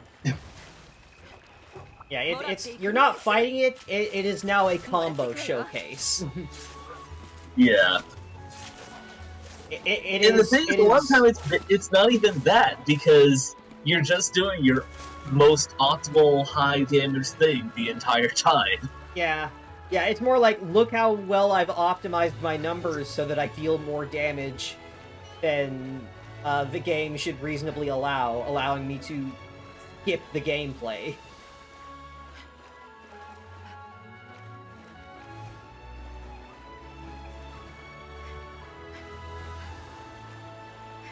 Yeah, Zelkaja puts it best, I think. Speedruns are impressive in terms of execution, but what actually happens in them is boring. Yeah, I know, like, when, like, Genie Q comes around, I tend to like the ones that involve a lot of glitches and the like, because those at least tend to be interesting.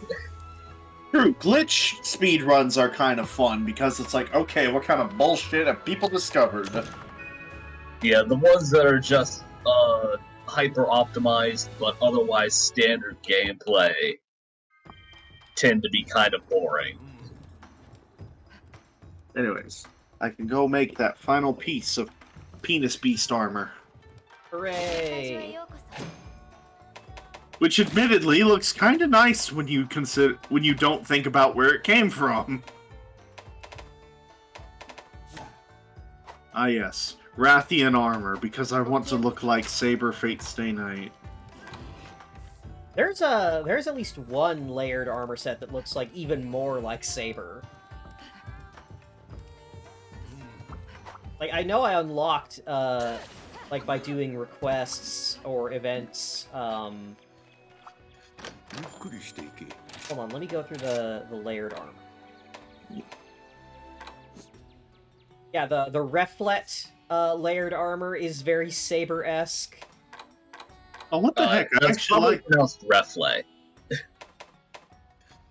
That's French. Probably, it might be French, yeah. I know but- that's also Robin's name in the Japanese version of Fire Emblem Awakening. Reflet. Not gonna lie, I actually like how the Royal Ludroth armor looks. At least once I've recolored it to red. The big raincoat. It's... I can't help it, it's Like a nice parka. and yeah, it looks, Alright.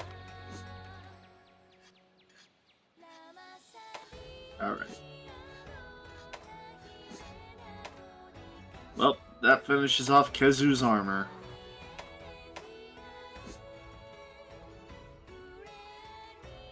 Also, down the line, there's also the Chrome metal set, which is...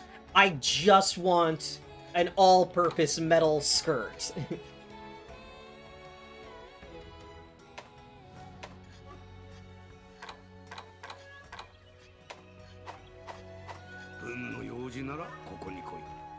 I should start working on some more decorations at some point now that I've got armor that can, handle it.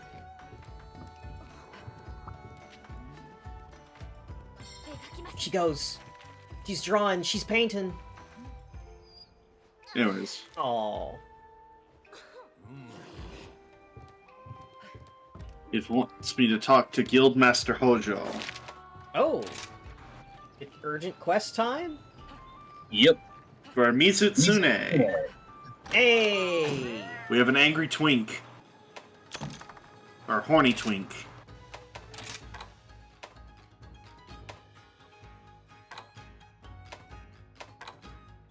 Anyways, I have talked to people, so now I just need to get some layered armor. Yeah, the Master Rank Puke set does look a lot like a Bloodborne hunter.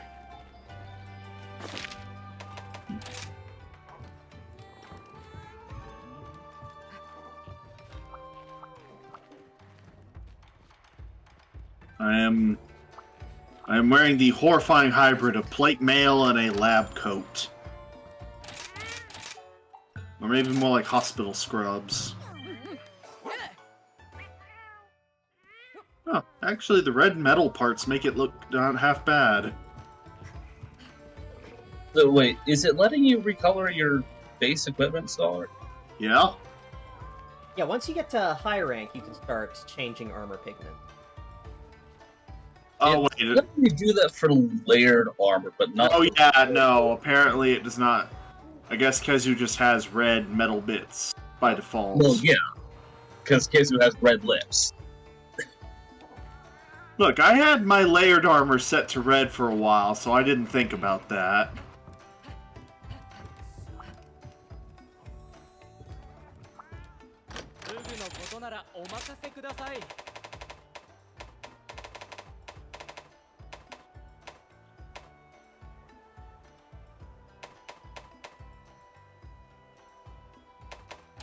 No, wait, it's letting me change pigment. Appearance But settings. it's to your Kesu. Yeah. Oh. Appearance settings. Armor pigment. Ah, it's separate menu from all the actual armor. Of course, this makes perfect sense.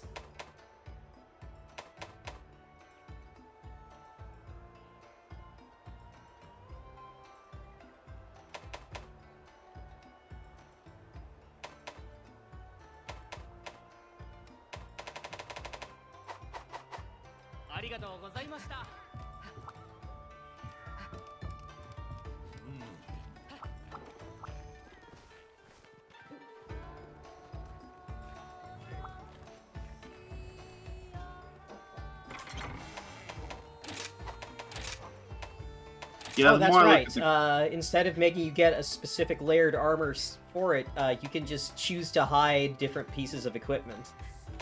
Yeah.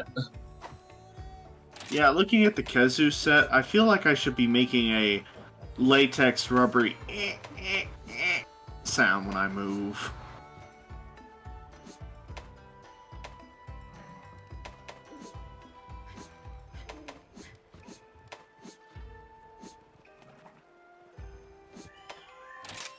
That'll be string shots. Look at that, I can actually hide my weapon running around the hub. Yep. Looks like you're doing it all casual-like. Well, part of the outfit just has just a normal katana on my hip, so... Yeah, I have a long sword because Dragon Bane outfit.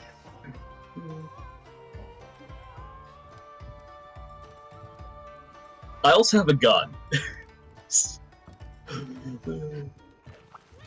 Got a long sword and pistol. See, if you see someone with a normal-sized sword or gun in Monster Hunter, that's the person you gotta stay clear of, because that's a weapon that's designed solely to hurt other people. It is too small to be effective against monsters.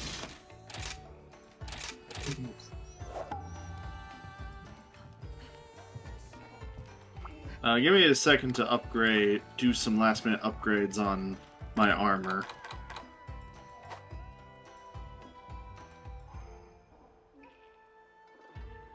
I don't got the money to upgrade further. Oh well. Do you have any trade-in items you can sell? I have not checked. Yeah, go to your item box, go to sell items, make sure you've auto-sorted it, and then near the end, you might have some of the, like, silver gold eggs.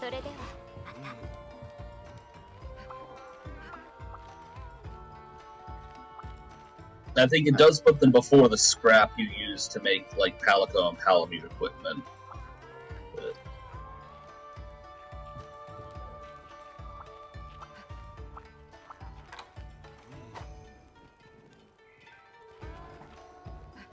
I have a lot of these eggs. Yeah. So when I went through and found all mine and so I had like even some platinum ones that I assume are from like just some of the stuff you get from Senri or Yeah. the bonus content. So you get a bunch of money out of that, so I probably won't have to worry until, you know, Sunbreak at least. Yeah, I have 7-digit money. Yep. I'm fabulously wealthy. Yeah, Rise is kind of nice in that, like, the only thing that gets really expensive is, augmenting in post-Sunbreak. That's where all the really expensive, like, that's where the money hole is. I was about to say, that sounds like the money sink. Anyways, now that I've done this, allow me to... This also means we shouldn't have to worry about the decreased money from hunting and multiplayer. Wait, nope. Need to eat. Have a snack. Have a Snickers.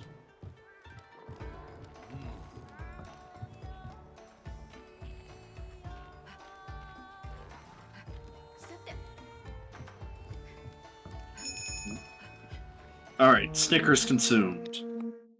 I'm no longer hungry. Eat your hamburgers, Apollo. Eat your hamburgers around the traditional American kotatsu, Apollo.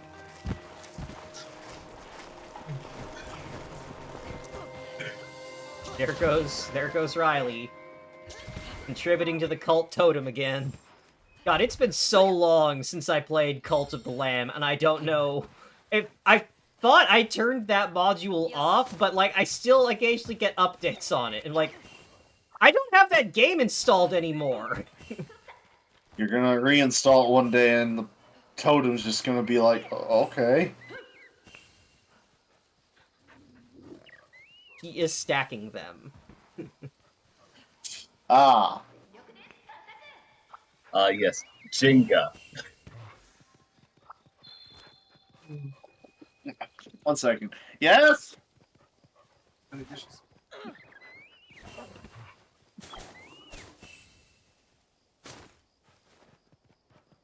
Yeah. Thank you. Right then. Where was I? Alright, Spear Birds.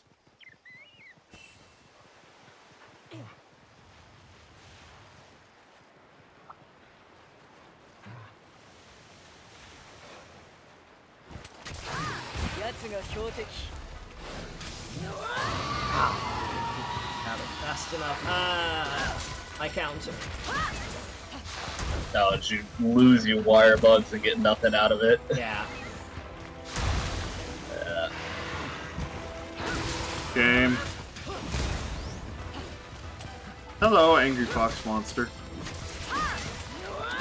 Renee, you slippery bastard. Hold still and attack me in a straightforward way so that I can counter it. Just watch out for the shine sparks. There we go. So considering how this works, does this mean we are essentially telling this Mitsune to go to horny jail? Pretty much.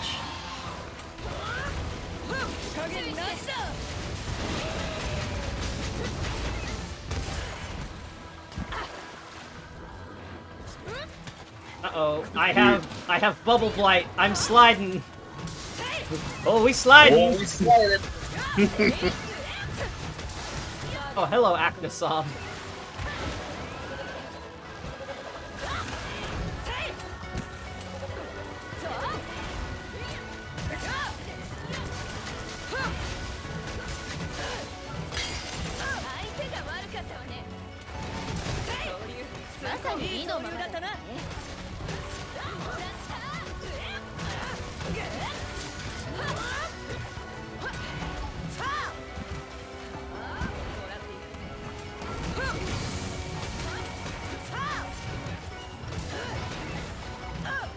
I like how one of the drop materials is a wyvern tears. It makes it seem like the monstrous is crying from eating the shit out of it. You have no proof that it's not.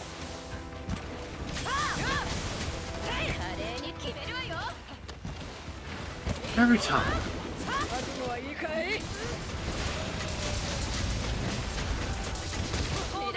Landing the,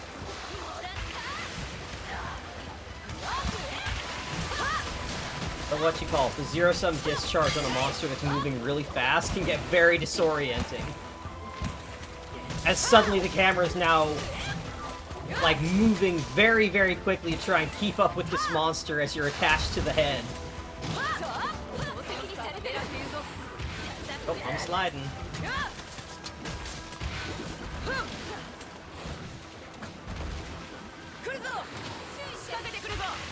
Yeah, I like how the Mitsune armor is about making it so that the Bubble Blade is just beneficial to you. Yeah, it makes it so you don't slide around, and then when you have bubbles, you have better evasion. Alright, see you, Gator. Bye, Gator. Bye-bye, Gator. Oh, the top layer of Mitsune's fluid removes impurities. It really is just a soap monster. Yeah! Literally fucking soap. Oh, maybe not, you know. Maybe don't fuck the soap, but...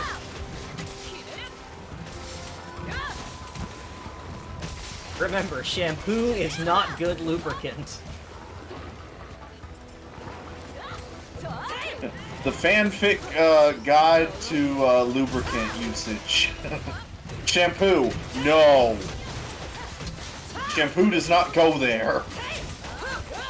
Remember, I mean, I was speaking from experience, but... It's not. Wait, what? I said what I said! I didn't hear what you said. I said shampoo does not make for good lubricant. I'm speaking from Oh, that experience.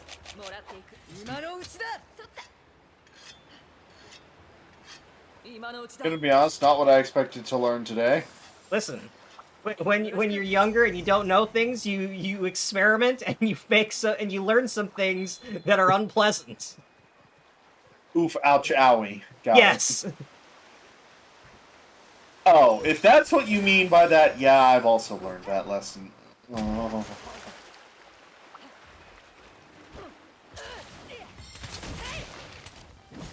My empathy is kicking in now.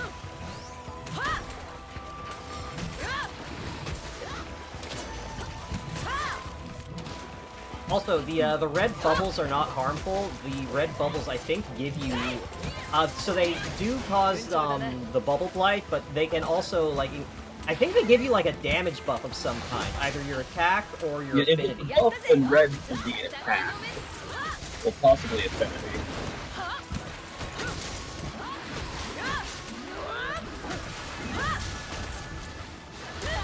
Am I just thinking of Violet Mizitsune with the explosive ones, or...? Yeah, Violet Mizusune is the one where its bubbles are just fucking bombs, and it will fucking do some Yoshikage Kira shit to you. Hello, Queen! Luck has sight with Violet Mizitsune.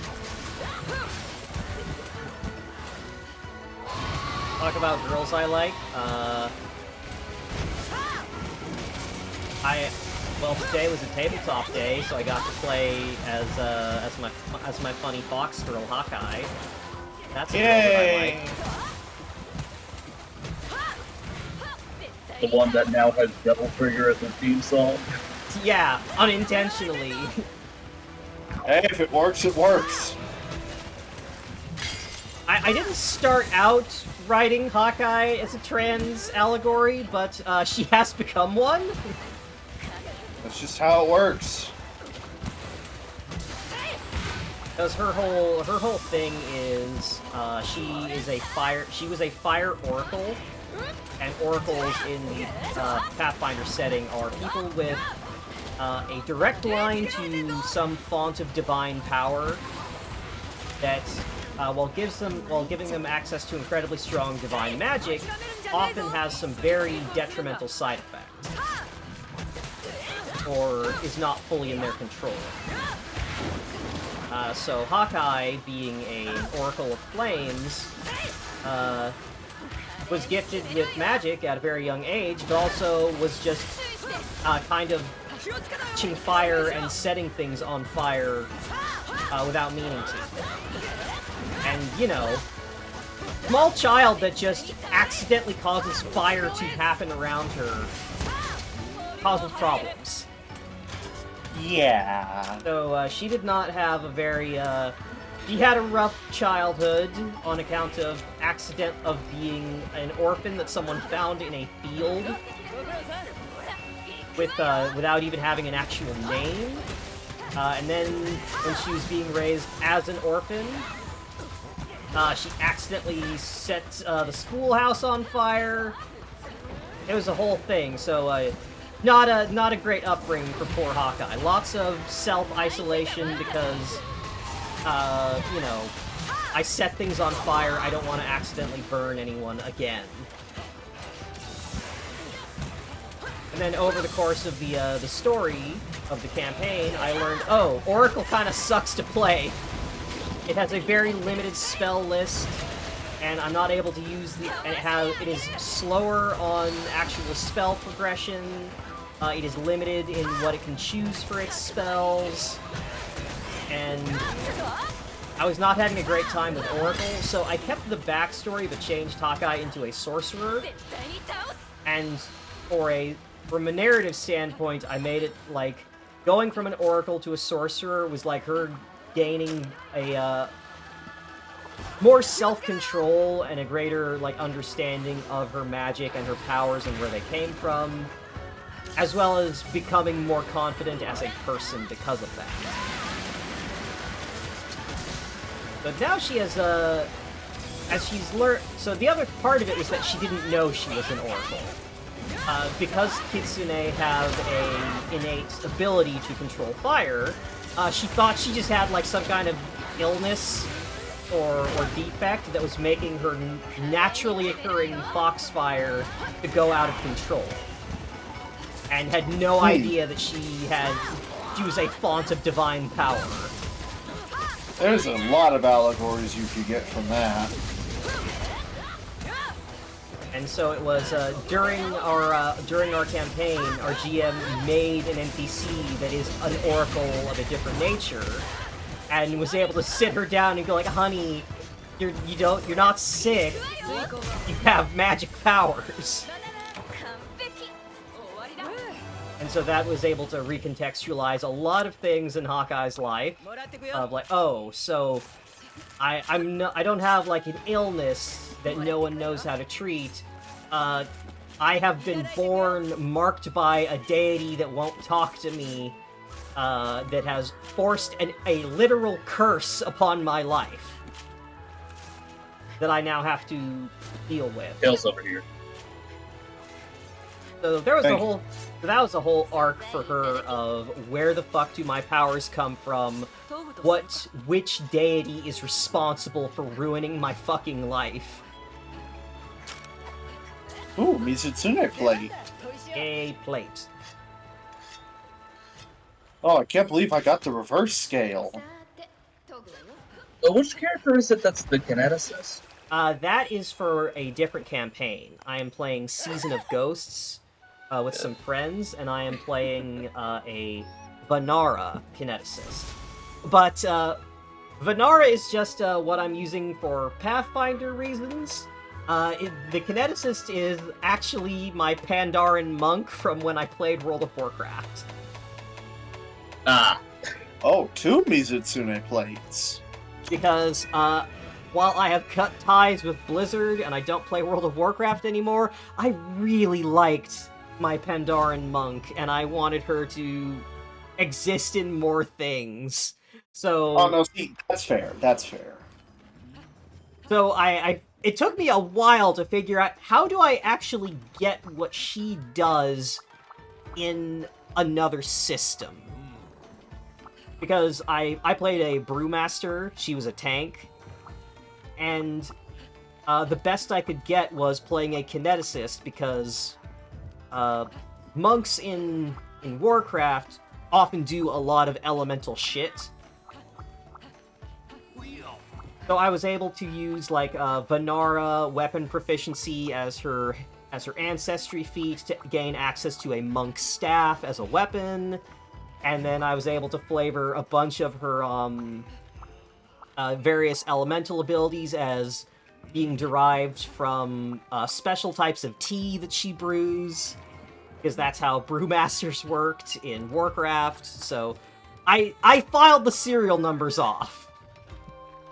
Hey, if it works. It does work. I'm having a blast with playing her. A rowdy-ass, middle-aged woman that is just like, all her main goal is to commit to the bit. And I can respect that. And I know with the release of like the Tanuki ancestry, I was working on a concept for a character where it was the virtuous Tanuki, which is to say the drunkard Tanuki, as a water kineticist.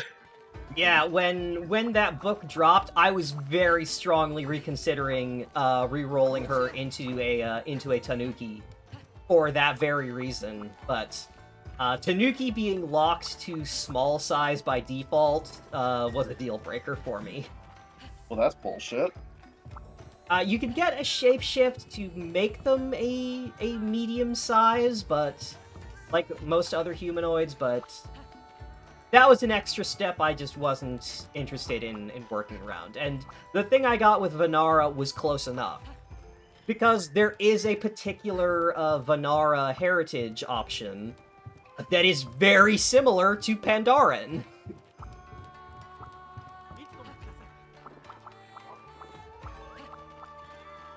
And besides, she's more of a red panda, so that's how I was able to swing the monkey tail. So she is technically a monkey, but she has very ursine features because red pandas are basically bears mixed with monkeys. Yeah. They're also surprisingly adorable. Yeah, red pandas are very cute. Are there mantis girls? There is at least one insect race that you can play in Pathfinder, but not specifically mantis.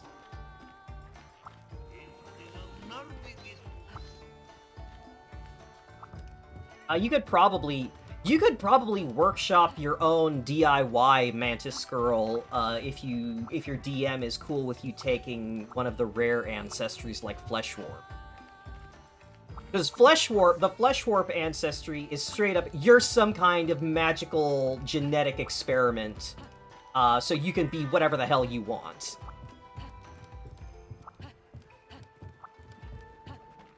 Yeah, there's, I think, 2 variants of insect race. There's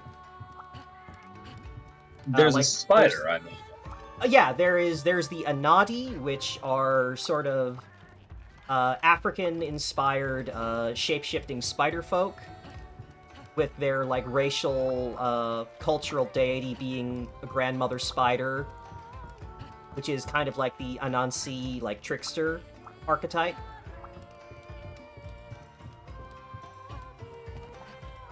And then there's the Surki, which are sort of like pill bugs almost. That have the innate ability to just kind of feed on magical energy. Oh, hello, Thunderdog. And there is another variety of insect that I know has an option to get like hardened chitin, but I don't remember which one it is.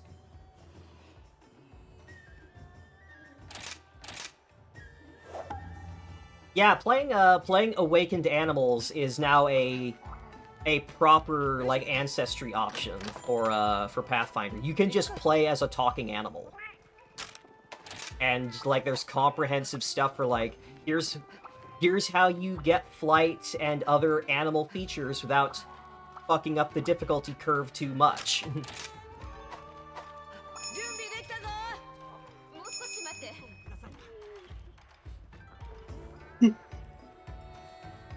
Ooh. Yeah, I was looking up the exact description for the virtuous Tamaki, because many Tamaki carry a gourd of alcohol to remind themselves to act virtuous, and by these standards, you're quite virtuous indeed.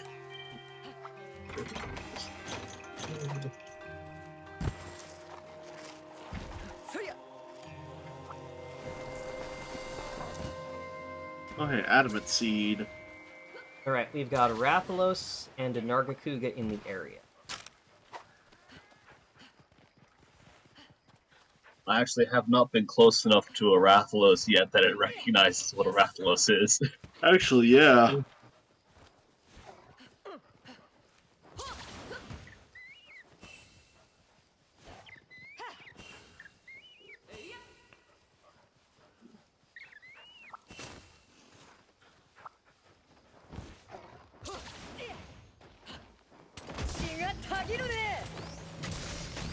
Thunderdog.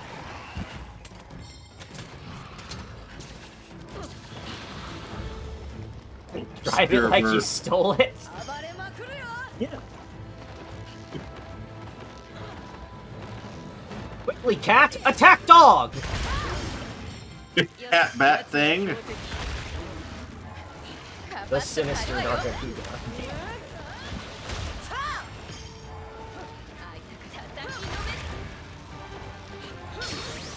Oh! I actually hit it. Yeah.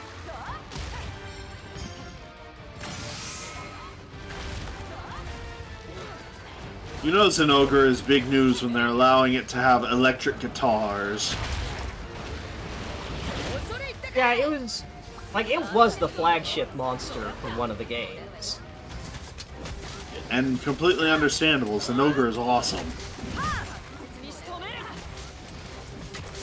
I love this thing.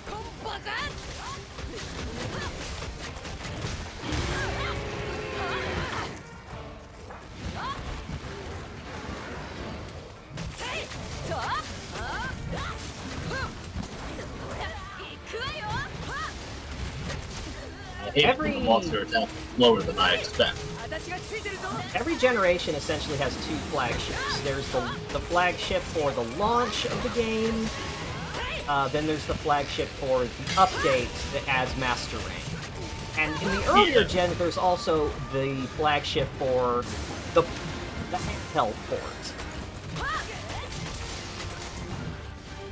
It's like Monster Hunter 2, it's like, oh, check out Kushala Daora, the new Elder Dragon. It's like a proper Elder Dragon that's not Fatalis. And it was the flagship of Gen 2. Then Monster Hunter 2 Portable came out. It's like, here's the flagship for the portable game, Hygrex, where it's more of a quadruped than a wyvern. And then for Freedom, for the Master Rank update for Freedom 2, look at Nargacuga. It's a cool, like, Cat, bat, wyvern thing. Bat, panther wyvern. And it is cool, admittedly.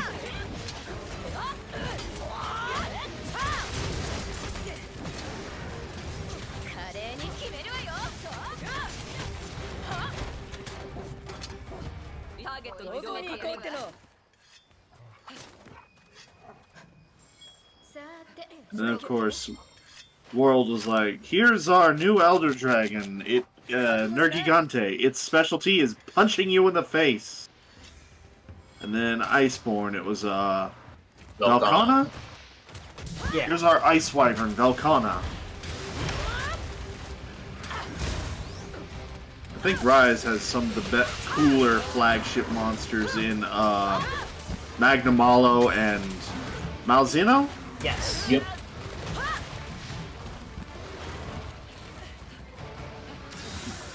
Ah, yes. Haunted suit of samurai armor and a fucking vampire.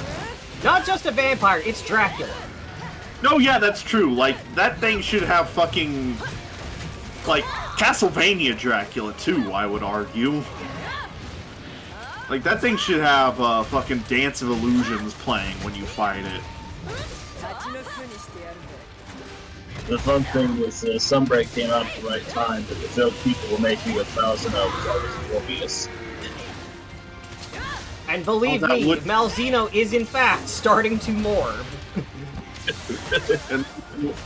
It has a specific mechanic where it begins to morb, and you better watch out.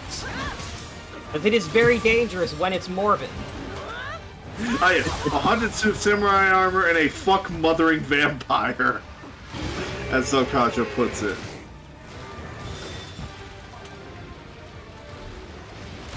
I mean, I did have my Dragon's Bane set that makes me look like Alucard Red for a bit there.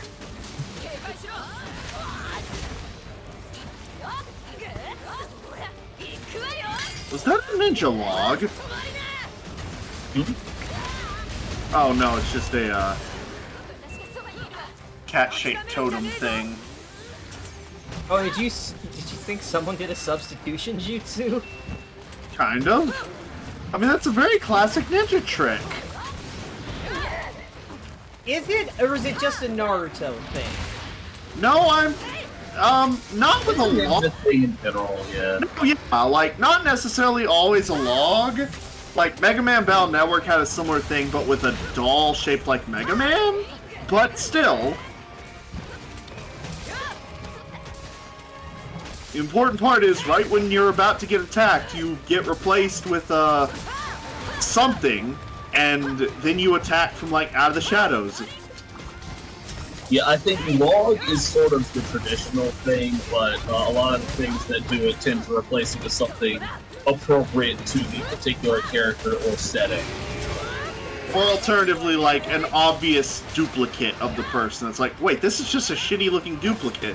Where's the real one? And the real one is, of course, preparing to stab you in the face.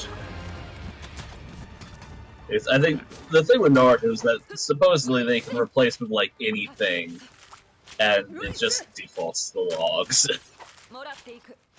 Probably because they're from the Leaf Village in a forest.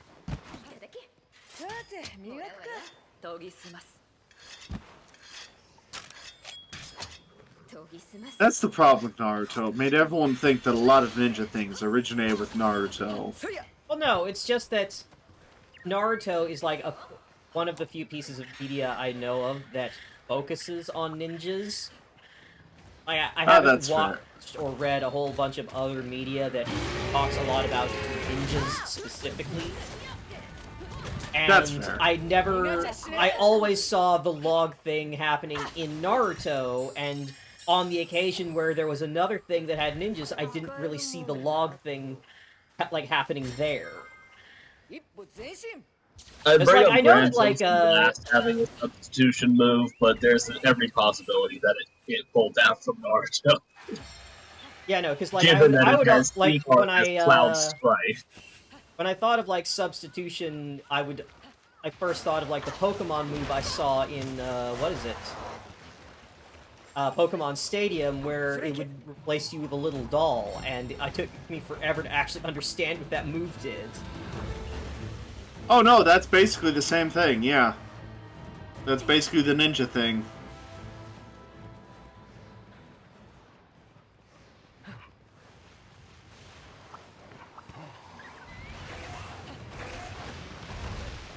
Like, I think it's part of why Greninja has it in Smash. It's ninja. Alright, I don't play Greninja. I never particularly cared for Greninja, so...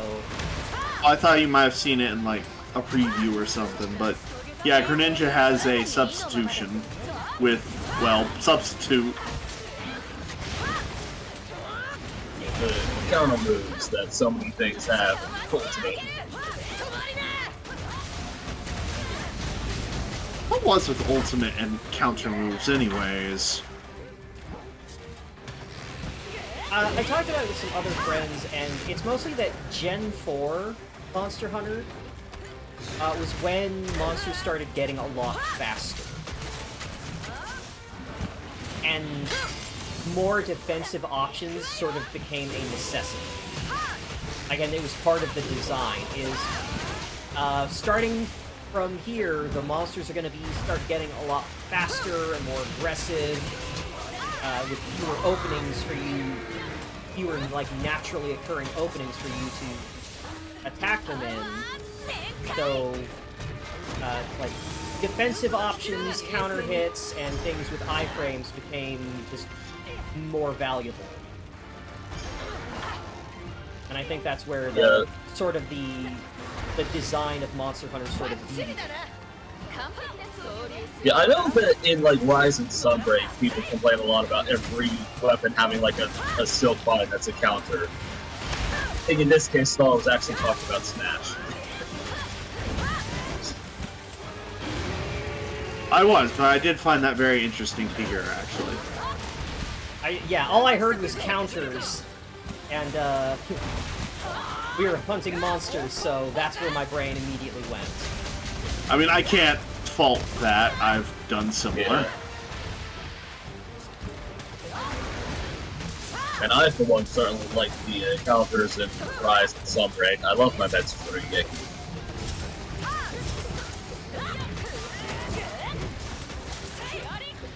Yeah, no, I really like the, I love the Invincible saying, hey, Gambit and the it's Elemental your Burst. turn.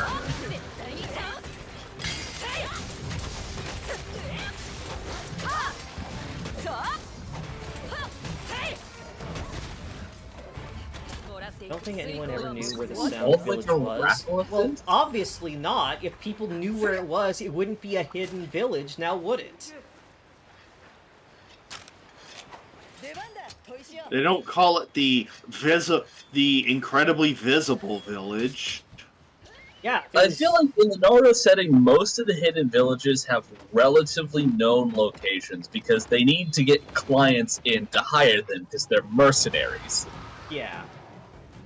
But the Sound was founded by Orochimaru, so I think if there's any hidden village that really was hidden, it would be that one. Yeah. That's just because Orochimaru is just like that. Yeah, he was just using that as part of his attempts to get vengeance on Konoha for For kicking having... him on doing bad scientist shit. Look, it's bad when the ninjas think you got too little fucking morals. Ah, yes, could Shinobu is Estrogen... asleep. Deploying little guy!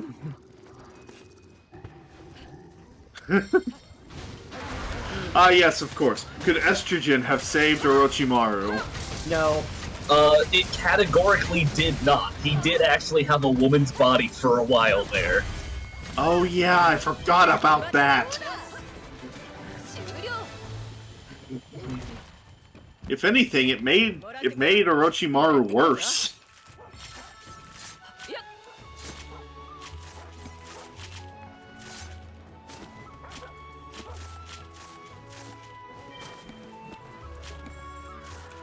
Zinogre. That little guy did 510 damage to Zinogre. God bless the little guy. Yeah, there's a Blastoad, like, right near the nest here, so I just grabbed it and just put it next to Zinogre's head.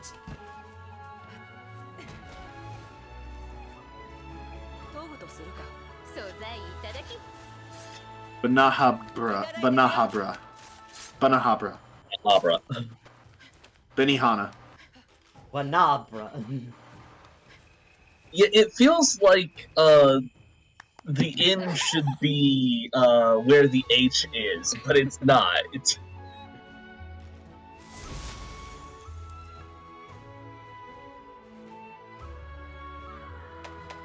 Oh hey, Zinogre plates. I also got a plate. Man, we're all just getting the good shit tonight. Maybe I can get some I got a Zinogre rock. armor.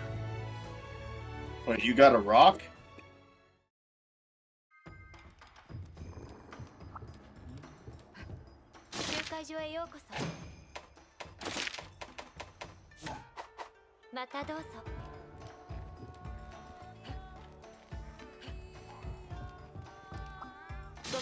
Oh, Zinogre's armor is nice in this game.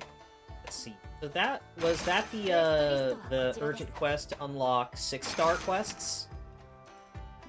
the Mizitsune was, yeah. Oh, okay. Oh. Okay, and then the first thing... Why does the Zinogre armor cover so little? Why is my stomach out? Okay. This category, we got Ogre, Somnicanth, Barioth, Toby, Anjanath, Uga, Rathalos. It was a Googer. Alright, there's people around the village that also have stuff to say.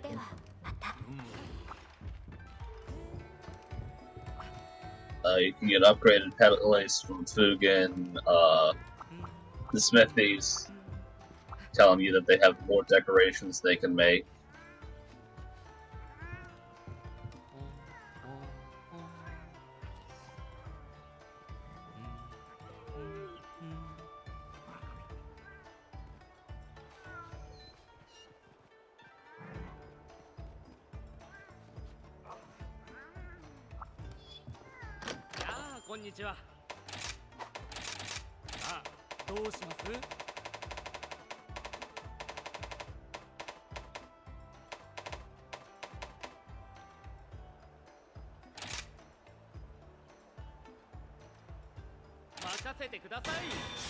Alright. My high rank weapon is now as strong as it will be until we get to master rank. Ah, I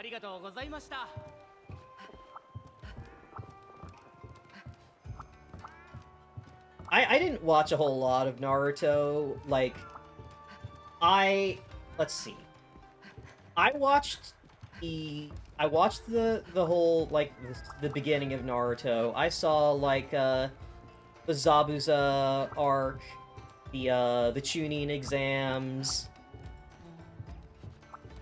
Like, that was the height of Naruto for me, was the Chunin exam. Then, what was it? Then there was the whole bit of the Naruto training with Jiraiya, and introducing, like, going further into Orochimaru as the antagonist, and all that. And then afterwards, Orochimaru's attack on the Leaf Village, then searching for Tsunade to be the new Hokage, like the very beginning of, like, when Itachi and the shark guy showed up. Kisame. Isame, yeah. And I think I was at, like, the very beginning of the Sasuke retrieval arc, where Sasuke is, like, has the curse mark, and he's deciding that maybe he wants to run away because he's all torn up about Itachi showing up again, and Naruto has the Rasengan, and all that shit, and that's about where I checked out.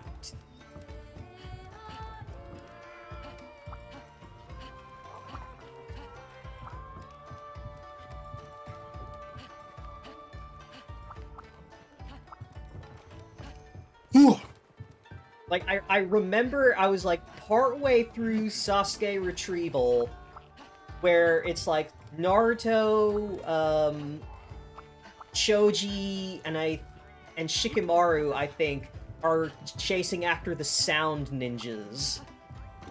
Yeah, there were a couple others involved in that. I don't know if they were there initially, or if they showed up as reinforcements. I know, like, Neji fights the spider guy, Kidomaru.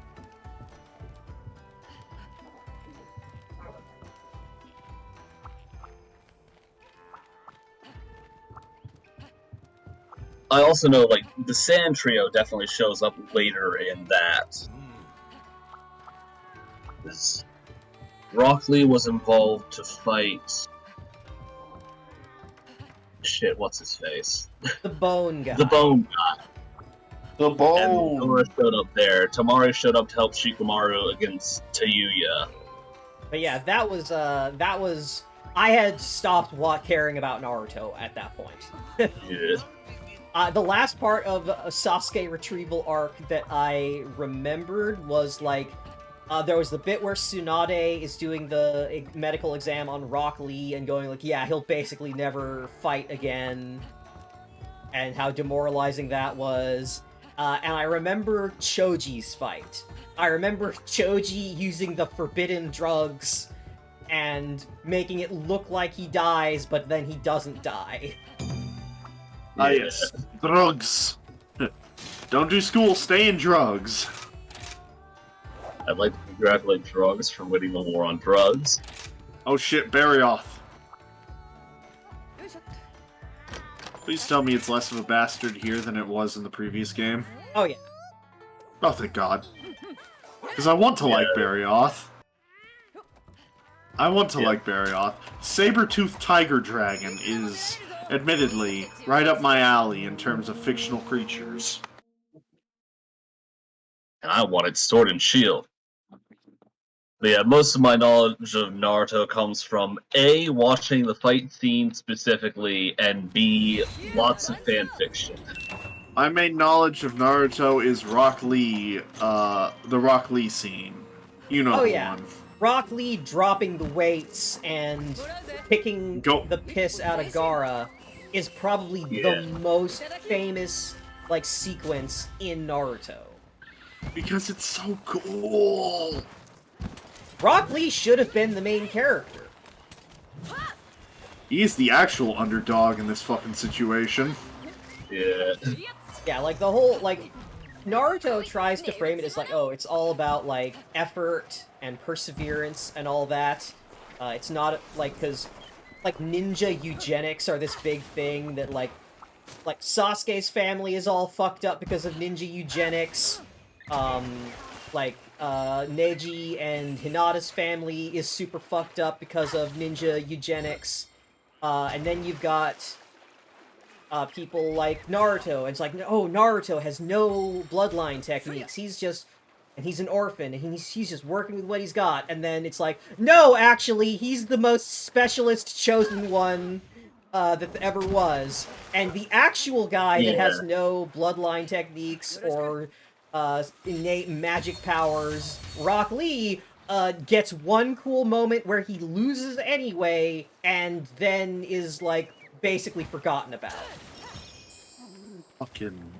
Yeah, because Rock Lee is the one that actually just cannot use jutsu at all. Yeah, no, he straight up does not have the ability to do ninjutsu or any of that shit. All he has is martial arts. And that's why he's called Rock Lee, because he's meant to be like a Bruce Lee type. Oh!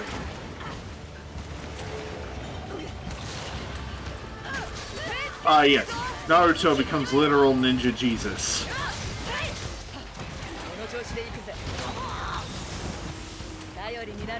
Oh yeah, Naruto has the fucking nine-tailed fox sealed inside of him, and is descended from, like, actual dudes. Yeah, he's the son of the poor Hokage, who was, like, the most coolest and dangerous strongest ninja of them all. The coolest and strongest and most awesome dude who had the biggest meat of all time.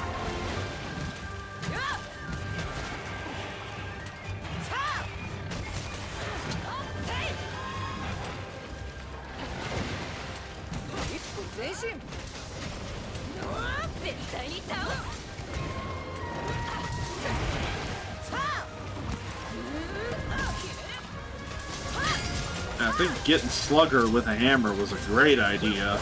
Yeah. Slugger is very good for hammer. There are some... They've made it so that other weapons can inflict stuns, so Slugger is more widely applicable, but yeah, at one point, Slugger existed solely to be a hammer skill. Yeah, any blunt weapon inflicts stun damage. That's both wings broken. Sword and Shield also does it, because I have a shield. And this is one of the few things that realizes that the shield is a weapon. Oh no, yeah, like historically, if you had a shield, you had something to bash someone in the face with. Yeah, as it turns out, a solid and weighty object can do things like inflict concussions. And in medieval times, if you got a concussion, you just freaking die. Yeah, no, the other that thing was that, blunt instruments like maces and clubs were often very effective at dealing with armor. Warhammers. Like, oh yeah, your sword might bounce off that guy's helmet, but your shield's gonna cave the helmet in. And God help you, God help him if you've got a mace. Which is also why people would literally just flip their swords around and bash you with the fucking handle. Mm-hmm. Pommel strikes exist for a reason. So I don't know, like, I'm not fluent in Japanese by any means, but, like, in playing Nikkei, I've picked up that the word for firepower, or some equivalent, is kaioku. I've noticed that when my character sharpens her weapon, she says something like that. And so it's like, hey, I know that word.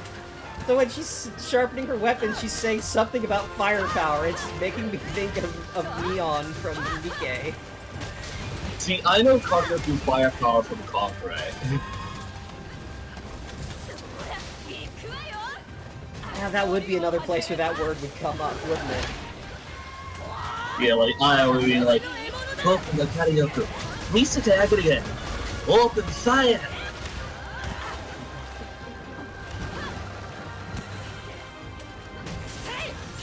Alright. Hey, Daryl, go to sleep. Go That's the You're fuck. getting very sleepy now. Go the fuck to sleep. Now, now.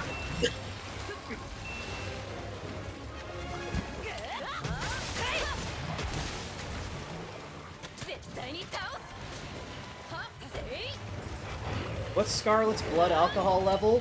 I don't think she has a blood alcohol level at this point, because she doesn't have blood. Nah, that's her how blood drunk is she is. alcohol. Somehow, her blood is alcohol.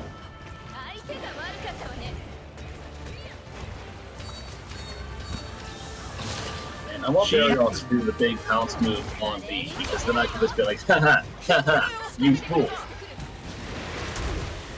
But if one does not Well, have it just blood, did! Yeah, the problem is, like, with multiplayer, I don't know if it's going to be aiming at me.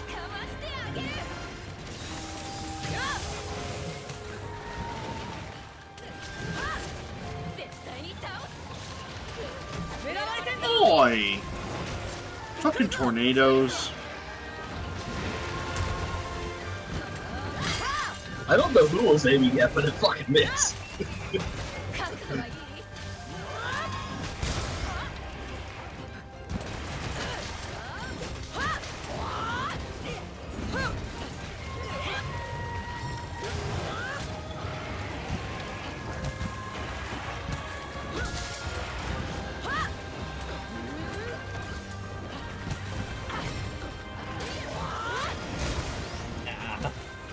I want this counter, but, like, now it's tired, so its attacks are fucked up and now, like, have less range.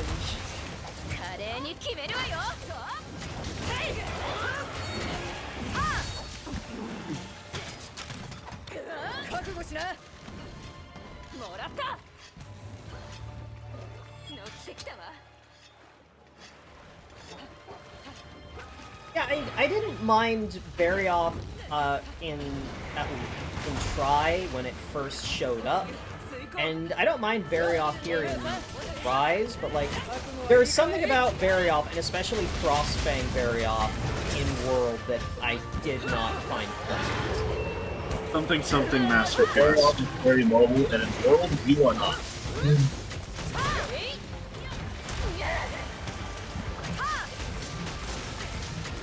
Like, Daryl is definitely one of the things in Iceborne where it's like, it's constantly moving around all over the place. And you do not have mobility tools in World. Yeah, I think that might have been it, is that World definitely fucked with how fast monsters were, because, like, even with monsters being faster in general, like, just as part of their design in like, Gen 4 and Rise, it feels like World specifically removed recovery frames for a lot of monsters.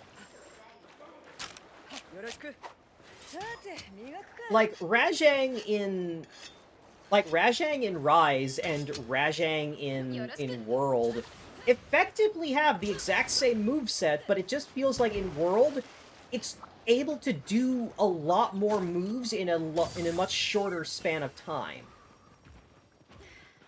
Hello, Dan. Lagambi.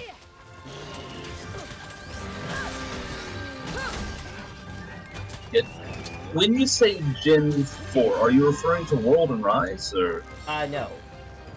Okay, yeah. Because I know World and Rise were like Gen 5, also after.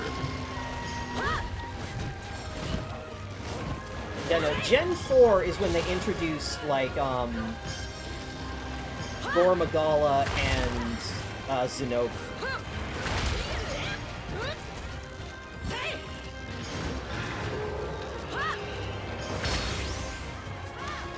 Because Gen 3 was, like, Leviacruz, Brachydios, Devil-Joe, and then Gen 4 was, like, Zenogre, Gore Magala, and Seregios. So Gen 4 definitely introduced just monsters that were kind of faster by default. But World in particular took a bunch of those monsters, or monsters of that quality, and just like, I swear, like, it feels like Rajang just straight up doesn't have any recovery frames. Oh, is Seregios not in Gen 4? Oh, really? Zinogre was at the... Okay, Zinogre was at the tail end of Gen 3.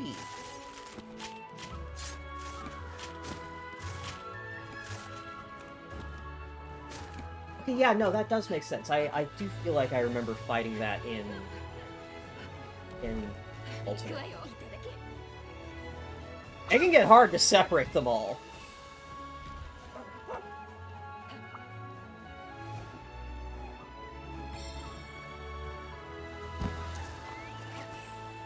I'm trying to remember what the flagships of Gen 4 were. All I remember was Gore Magala. Valstrax is one of them. From, like, Generations, but... Oh, no, Yes, what a... I don't know. Would you consider Seregios was a flagship? Huh. I remember seeing a lot of Seregios, but I thought that was just, like, because it showed up in a trailer. I didn't know it was a flagship monster. Very off tail. Oh. I got 2 gems out of that one.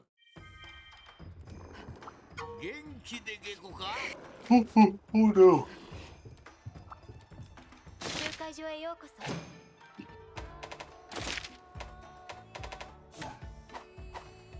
Generations was... Yeah, I remember that. Generations had the Fated 4, and then Generations Ultimate had Valstrax and Super Diablos. Yeah, Bloodbath Diablos.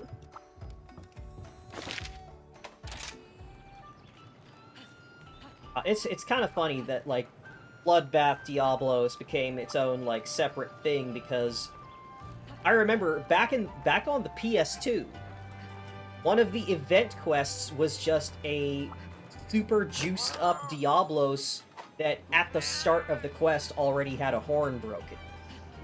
Oh boy. And so that's where the idea of, like, the battle-scarred old Diablos comes from, was this just older quest in the first game where it's just, here is a Diablos that has juiced up stats and is bigger than normal, and it starts with a broken horn. Oh, yeah.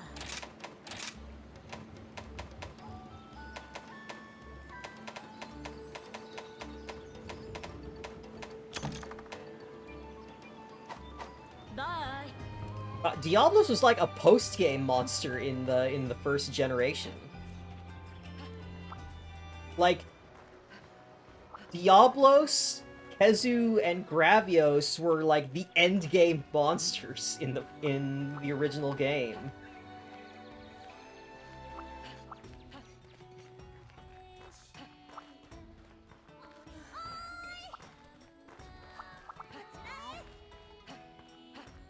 Be funny if they did that again with a tailless Rathalos.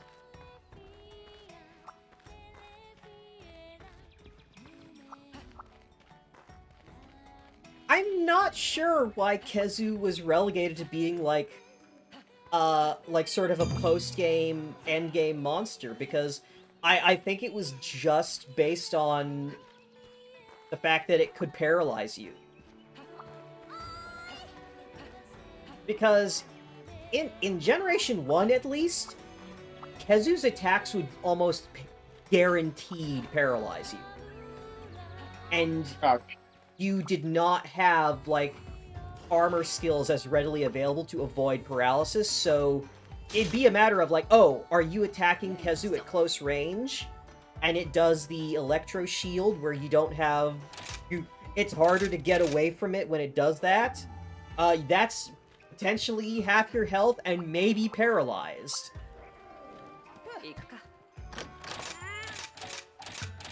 It also, I think it not being able to see you and thus not giving you panic run and emergency dive was also considered part of its difficulty.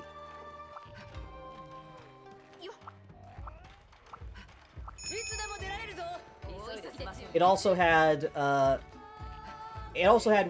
higher grade of roar, like Diablos did, where you couldn't roll through it. Blocking it had like heavy knockback, and it would incapacitate you for a very long time.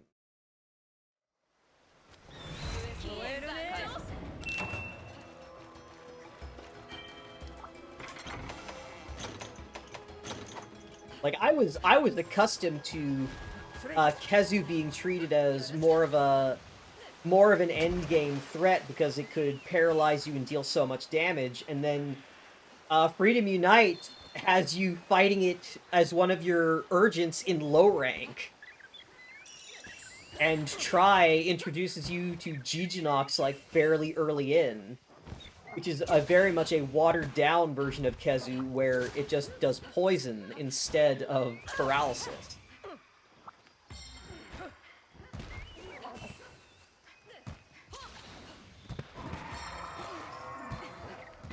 Hello, Toby.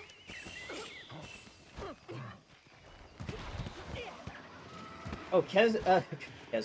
Toby Kadachi is picking fight with the bugs. It did a tail swipe at a Banabra. Doing the bug right. I like their best Their boys. bug style is evil.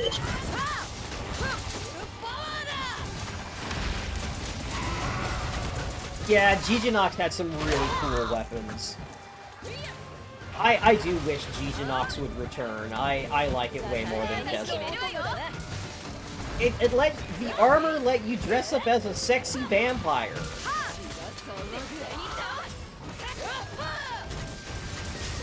I'm surprised with a game like Monster Hunter, Which they EA removed. is forklift certified. Leader and Senti.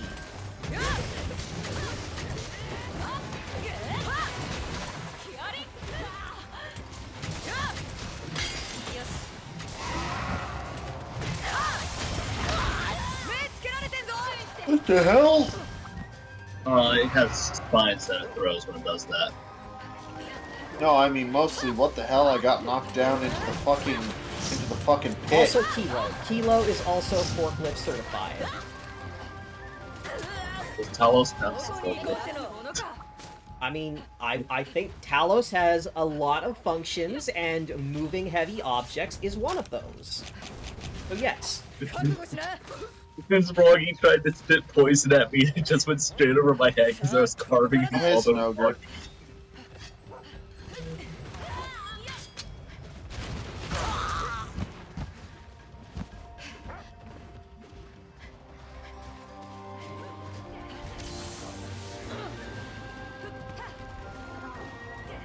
Oh my god, the fucking...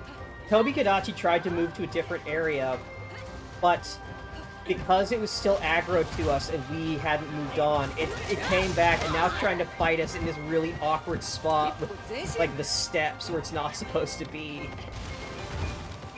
Good.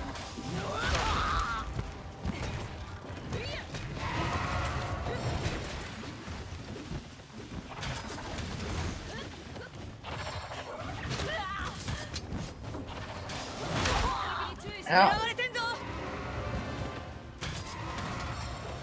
FN F2000. I don't know what kind of gun that is, so I'm not sure. One of them. Like, what style of firearm is that? Does it have any distinguishing characteristics?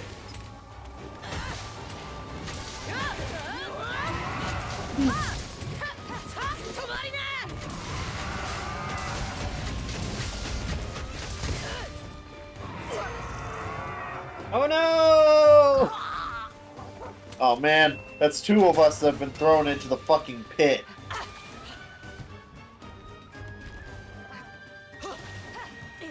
Now Toby Kadachi is thinking about going down there after me. And then here comes the giant fist!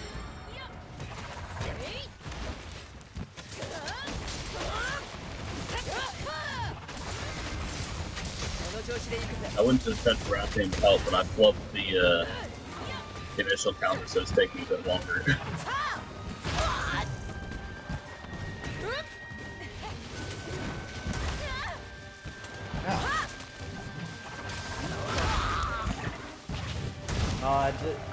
I like the elemental burst counter, but it is so much startup. You cannot use it reactively.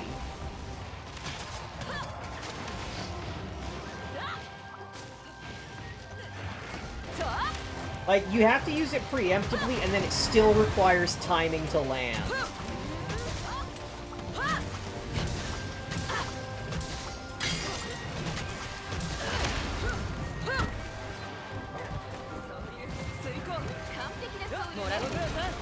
Elgin bullpup rifle, bulky and round, high rate of fire. I will have to look up what it looks like. Oh, is that the one from Stargate?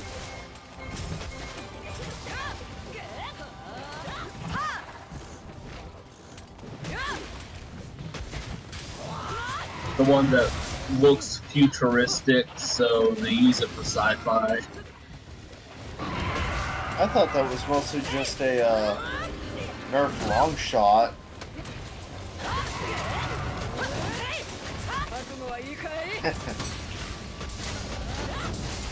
No, there's an actual gun, so there's a story that, like, for Stargate, they were using it, and then, like, the US military or, like, the FBI or something like that wanted to use it, but, like, it used a proprietary ammunition, and the show had already bought up all the ammunition.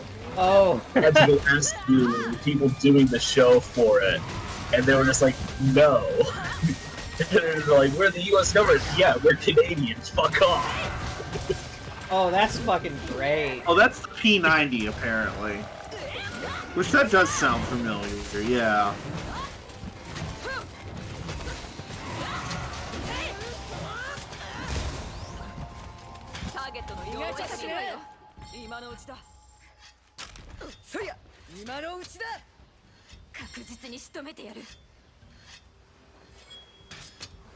Why do I always forget I can sharpen while riding the dog?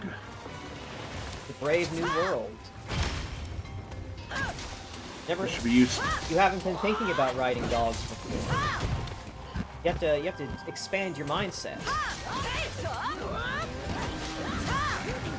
Also, interesting thing I learned in the course of doing these streams is that switch axes with exhaust files inflict stun when in sword mode. Oh.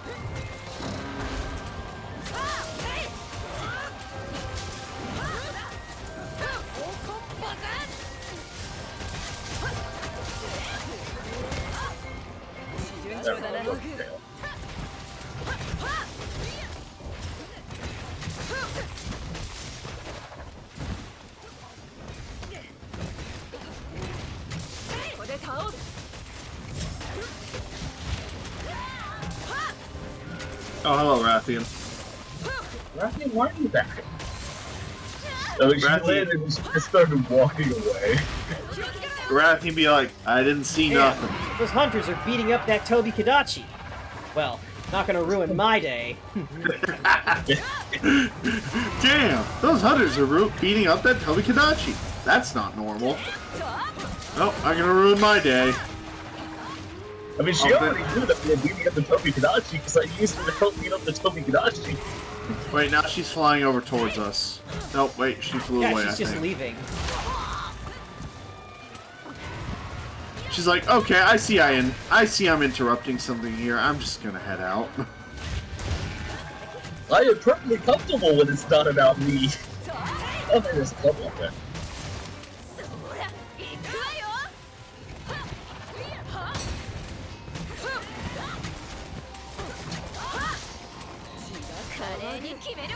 Man, snap counter against just the regular boss right there.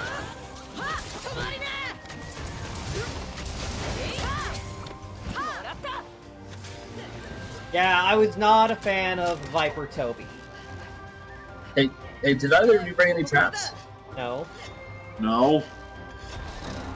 Alright, I'll have to do it myself. Wait, are we capturing this one? Yes, Oh, Why? shit. because Toby Kadachi.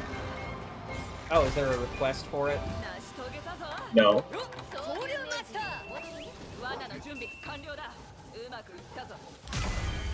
I'm capturing it because it is my friend. Ah, I see. Incomprehensible. Have a pleasant day. You know what? Fair enough. Puppy. Oh, good boy, Vasco. Puppy! Wait, how do I pet the puppy? If you use the little action bar that you scroll through with the D-pad, there's an option that is wait that will tell your buddies to hold position and not move.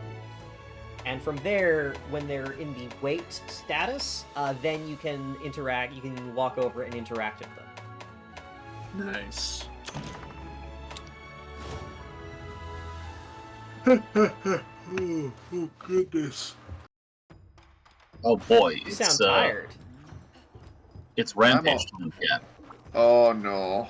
Oh, it's the Grand Page. Grand Page. It's the Grand Page. Alright, do we want to go ahead and do that now or save that for next time? We've got another 10 minutes before closing. Let's hit it. Alright. This is where I, of course, give the obligatory, what? But I'm retired. Well, then have a nap. That's a fire discuss. Yes. Have a nap and then fire the Dragonator. I can't believe we're having to deal with the consequences of a very horny flying dragon. And make sure you talk to everyone before joining the quest. Right, There he yes. is! The Serpent God possessing my Shrine Maiden! Kill him, girls! Where's my Dragonator? The has decided to become the commander. God, they made that a line in this game for your feline. Yeah. So one of the tools you can get for your feline is the lottery box, which is pulls out a random support tool, and the jackpot is a miniature Dragonator called the Kittenator. And one of the little like dialogue lines for getting that is your Palico will go, "Where's my Kittenator? Ah, it's right here!" Oh my god. God, the Anyways. "Where's my Dragonator" bit from World, like, that feels like a microcosm of World's flaws, where it's really wanting you to take that story seriously.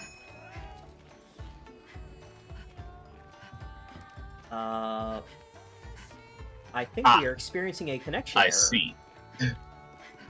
Oh no. I hit R2 to ready, and then nothing changed, and now, there we go. Failed to join quest. Yep. Yeah. You just sort of cut off in the middle of talking about the "Where's my Dragonator" thing. I was just like, oh, it's doing this bullshit, isn't it? All right, let me get back in here.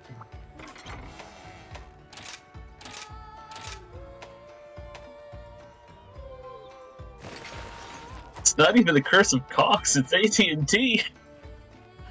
I think I also had that problem, since I also have AT&T. I actually don't remember what ISP I'm using. I think we can conclude they all suck. We could have had nationalized internet, but we didn't, because the internet companies fucked us all over. Talk about funny girls. Force the internet to work again. Well, I guess I could talk about myself. I'm a funny girl, right?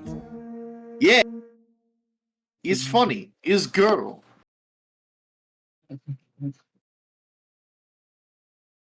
It was just, I can't believe we're having to fight some stupid wife guy. ついはいずこついはいずこ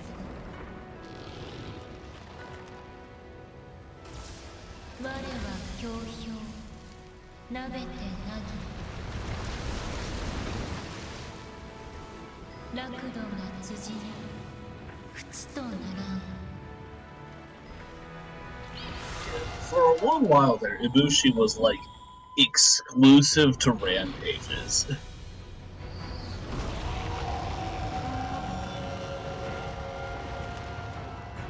Thank you, Riley, for contributing to the totem. My cult grows ever stronger. Yay! I'm gonna have to go into fucking my Twitch settings at some point and see if I can remove that the Cult of the Lamb thing. But at the same time, I'm tempted to leave it because I don't really have anything else to offer for the little stream points. Alright, hell with a ballista. That guy's a defender. Back there is a defender. Let's put another defender right there. This is gonna be your ballista, Scholar? Yeah. Then let's put another defender over here.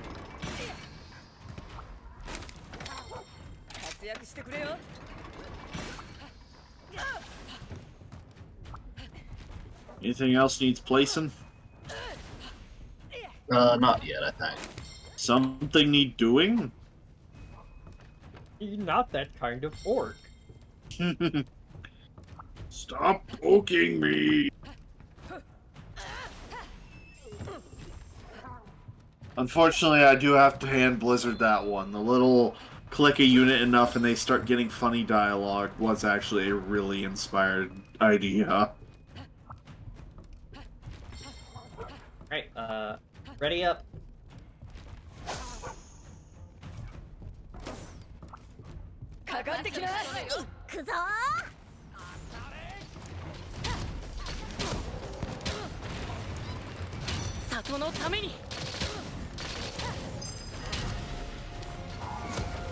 Ah, shit. Penis detected.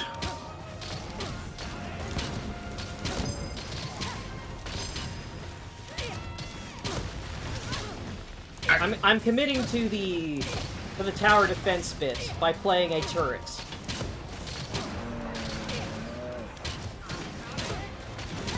Oh, you're using the bow.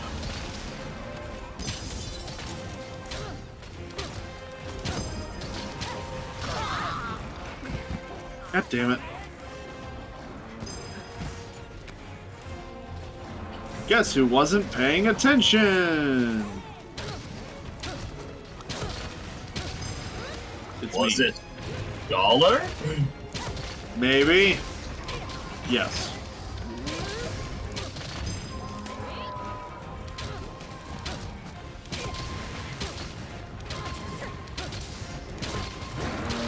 Fucking bears.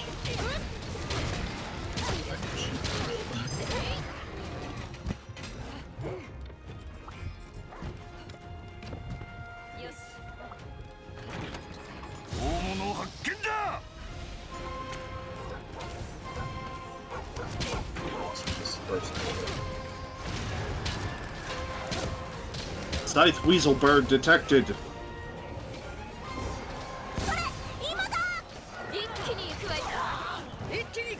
Alright, counter signal.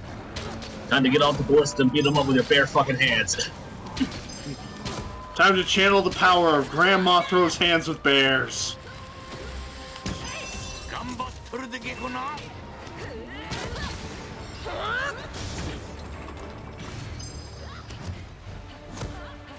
I will kill them by dodging.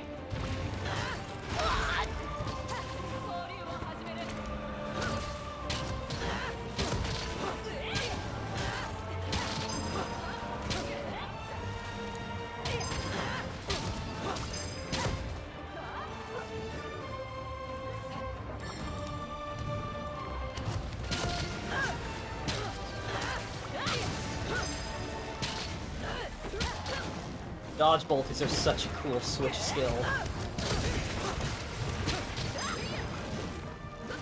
Yeah, how'd you like to parry with a bow? How'd you like to pull an arrow out and use it like a short sword to parry?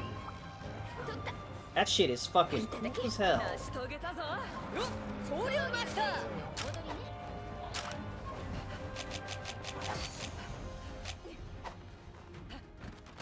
One horde of 3. We should have defender cannons now.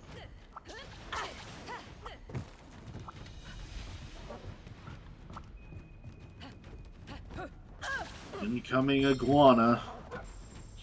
Let's just put those here. Whatever kind of lizard you could argue Puke Puke is. It's not a chameleon, because we already had that.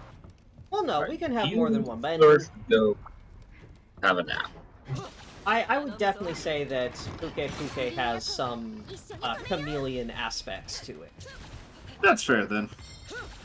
Oh, there's a thing over here. The other one's Chameleos. Penis serious, penis delirious, giant penis monster, call that penis bass boosted Kezu screen. Let's go one of the different cannons over here.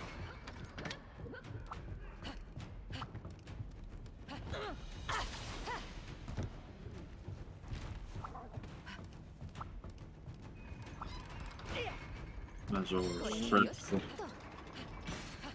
I'll need to kill 2 more monsters with a ballista. So I will refrain from my bow gameplay to do its different style of bow. Big bow. All right, that's so. Wow, that poor Puke just got fucking rocked.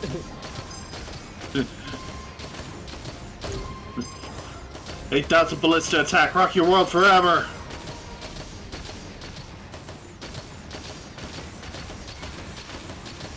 Yeah, with the crash shot, retreat shot, and the fact that it's the fastest to level up because it's what you start with, the ballista always feels to me like it's just kind of the best installation. Yeah, the cannon and machine cannon don't really offer enough compared to the ballista.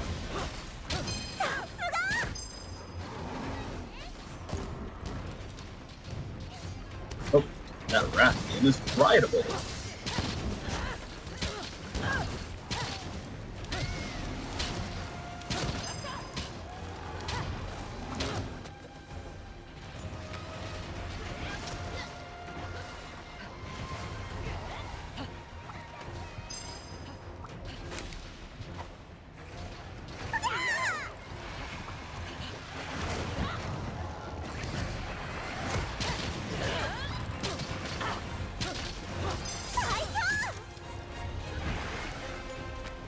You know, Dodge Bolt is really fucking silly. You just deal damage by dodging into monsters, and it's respectable damage.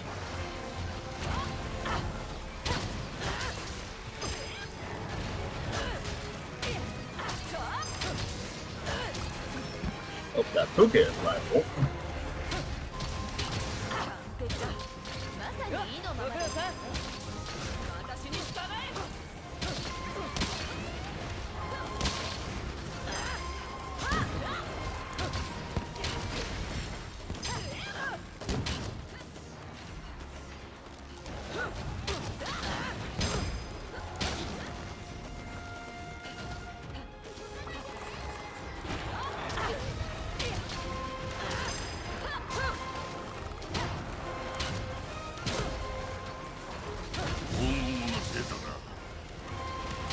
Monkey.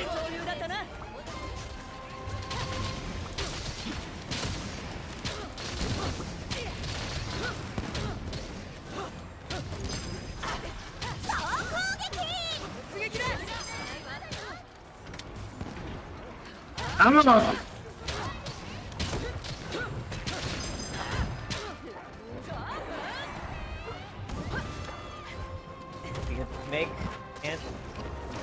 Make a character of your choice, like explicit trans femme rep. Who would it be?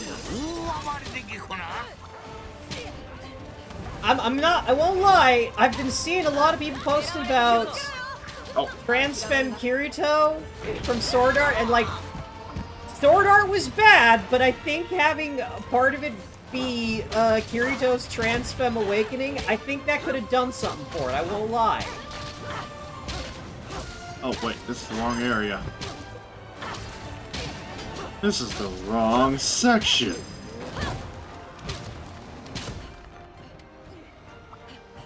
How did it kill, anyway? What? I said, how'd you get killed? I don't know. Something exploded near me. Right, we're at the final wave. Bastard incoming. Smoke if you got him.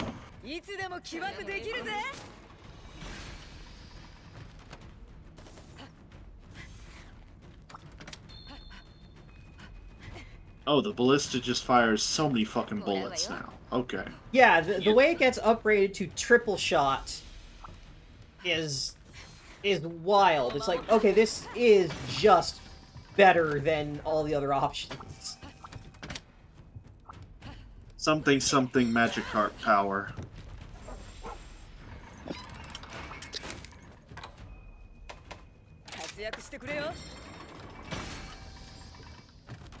A couple bombs over there.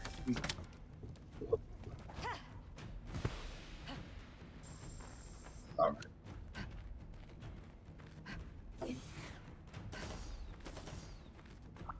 Oh, you're asking each of us, Zelkasha. I also am gonna have to agree with the Kirito one. I think it would have Yeah. improved.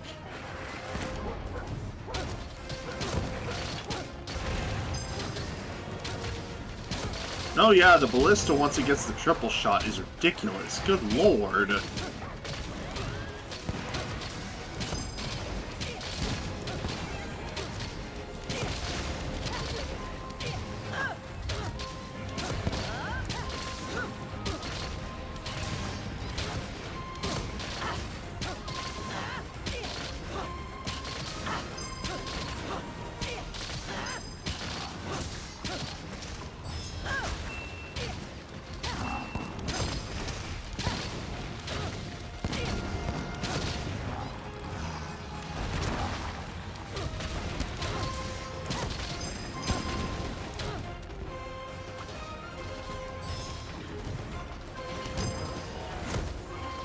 Trying to think if there's...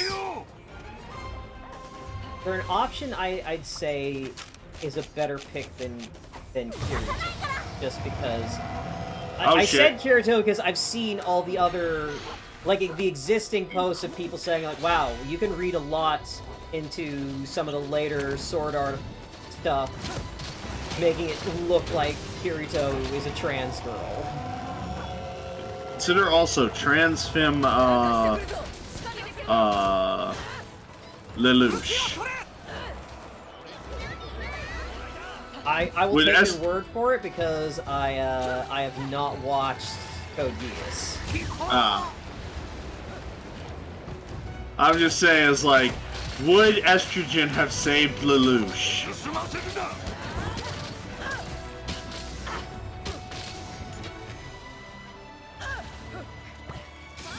So is it, is this another scripted thing? Yes, Ibushi will immediately break through the first gate. Like, unavoidable. Yeah, if you have more than one area, the last monster will force you into the last area. Yeah, this is the... So the Ibushi battle theme is Hinoa singing.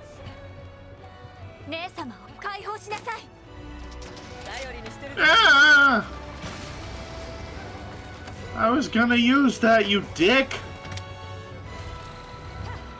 Why is Ibushi upside down the entire time? Because he floats.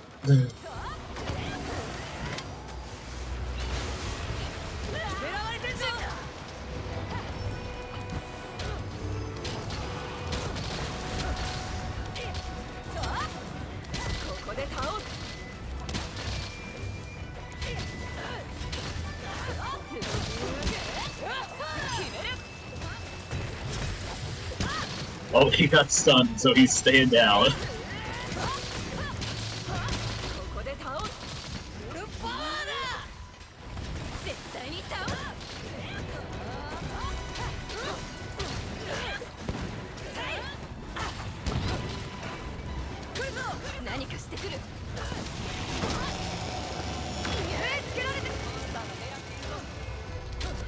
Okay, yeah, no, this shit's fucking magic. There's no way this shit ain't magic. Alright, yeah. And you need to shoot the rocks down with ballista and such to keep him from using them to break down the gate. I mean, I can just use my bow to do it.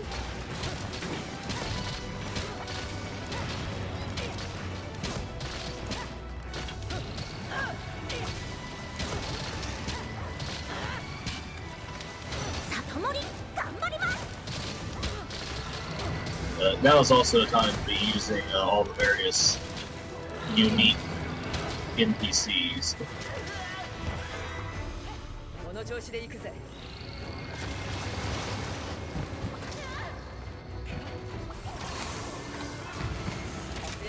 Fuck him up, Yomogi!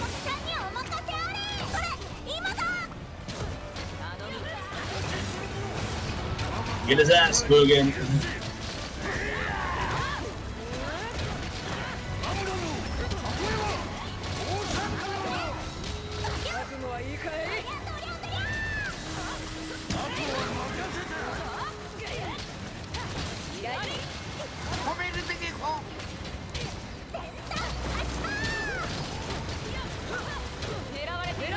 Now, it would be funny if Guildmaster Hojo was a limited summon, and it's just, he brings in a full-size Tetsukabra.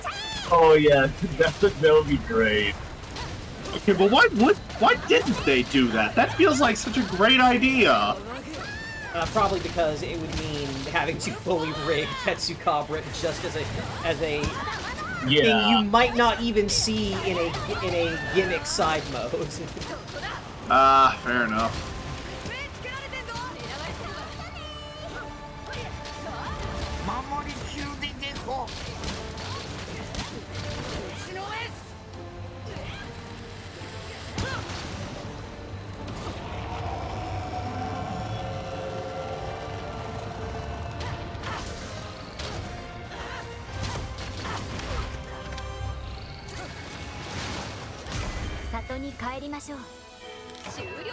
Did it. We have definitely solved the problem. Hey, why is it not Yeah, dead? run away, bitch! Hey, Ibushi, look at me. Okay, so instead we're carving these bits it left behind. Oh yeah. So this also means that you don't actually kill Ibushi. At no point do you kill Ibushi. Yeah, if you killed Ibushi, then the thing can't happen later. I think only in Sunbreak did we eventually get a quest that's literally just fighting Ibushi that isn't a rampage and where you actually kill Ibushi. Where Ibushi, at last, Yeah. fucking explodes. Also, look at my cool bow. Where are you? Where? No, damn it. We can look at it in the hub. I've got feathers on the quiver. Oh. S-Rank! Oh, yeah. Gotta have a cutscene.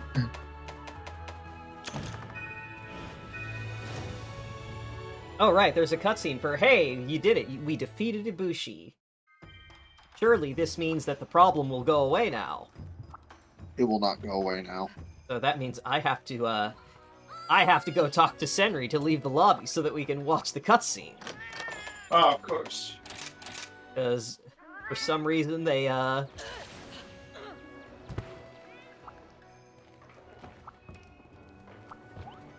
Housekeeper, help me reminisce.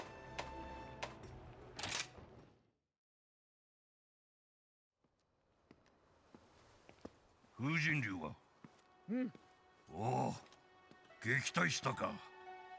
よくぞ。よくぞやってくれた。Ibushi is wife guy. 姉様。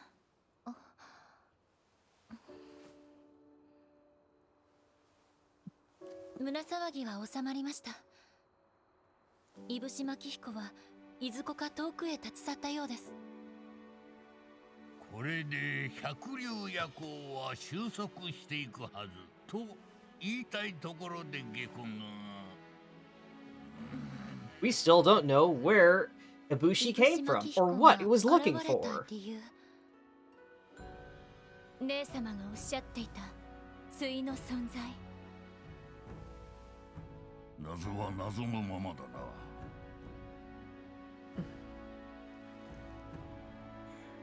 日野へ、ミノト。里の衆にはまだ警戒を解くなと伝えろ。かしこまりました。You can, however, go look at the kind of silly-looking Ibushi armor.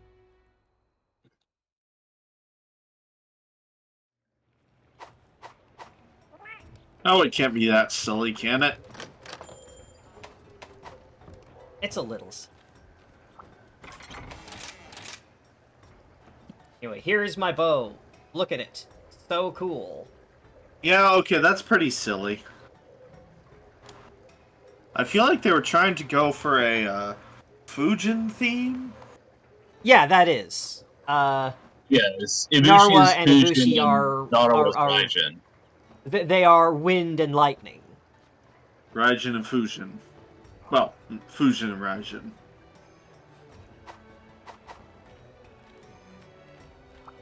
I've seen sillier, I'm not gonna lie. It's just something about the texture makes it look like it's like made of plastic. Yeah, now that you mention it, or that it's like slimy or something. And it doesn't have the excuse of Kezu being, you know, Kezu. Yeah, it's like it's going for that aesthetic, but the problem is that it looks like it's made out of rubber or plastic because it's trying to emulate the kind of fish-like, fish or eel-like texture of Ibushi's like skin. The way the armor works too is very silly because it gives you like right. one It's like point you need to and a bunch of combine different an skills. Ibushi armor with a Narwa weapon. Say again? That actually might be a master rank gimmick. Because I think it's in master rank because it doesn't look like it's on wind alignment on the high rank one here, but it's like the Ibushi armor grants a bonus to the Narwa weapon and vice versa. No. So, the master rank versions of the Ibushi and Narwa sets have a skill called Storm Soul, which increases the level of all other skills you have in the set. But then it is the Rampage decorations. So there is the Narwa Soul and Ibushi Soul, where if you put the Narwa Soul decoration, then each piece of Ibushi armor you're wearing gives you extra affinity. And the Ibushi Soul gives you extra defense for every piece of Narwa armor that Yeah, it's not the armor sets themselves, it is a special decoration you can make for master rank.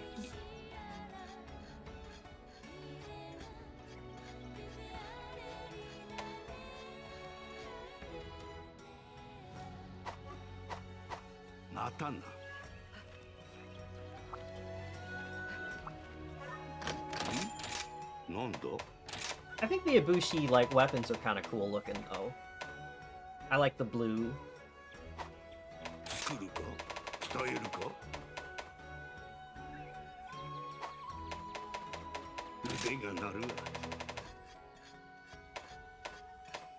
Yeah, but then next time we will make it to Narwa.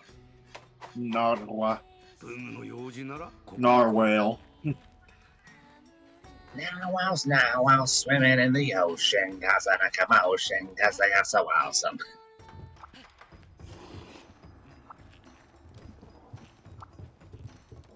Let's see that. Did that also open up the next level of high rank quests?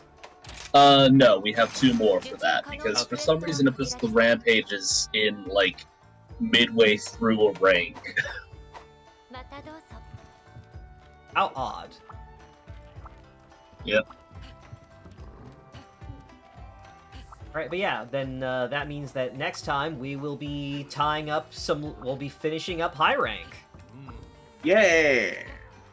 Then moving on to Sunbreak.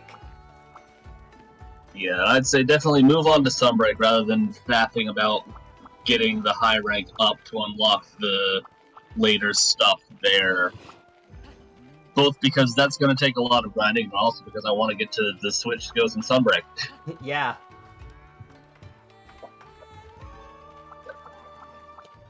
Anyways, though, that'll be all for tonight. So thanks everyone for stopping by. We will see you around, and good night. That's Night, right. y'all.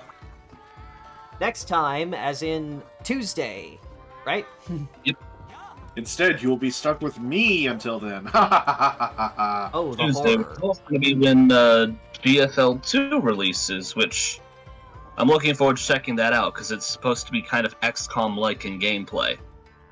Well, game being is stuck this? with me. Girls Frontline GFL 2. Oh, that one. Yeah.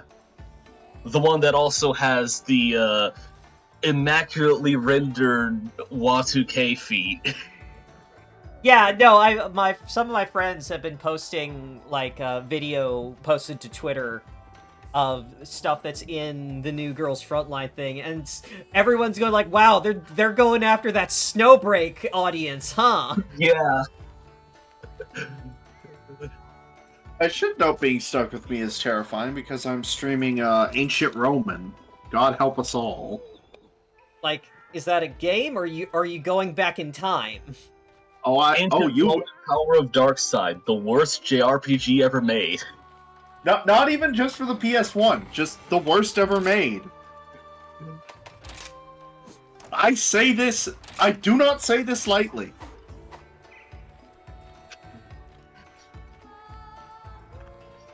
Yeah, they apparently did some weird bullshit with how they did the sound file, so it lags every time it has to play a sound because it has to unpack the sound file. Oh, And then that's the dire.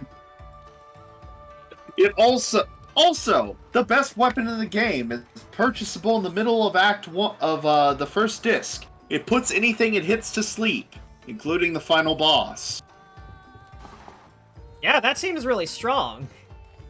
It also seems like a bad idea and a reminder of why you don't do that. Alright. Before we go off on another tangent that keeps us here for 20 minutes, Yeah, good night, let's- everyone. let's- Thanks for joining us. We'll see you Tuesday. Sorry for that. Good night. Night, y'all. Bye-bye.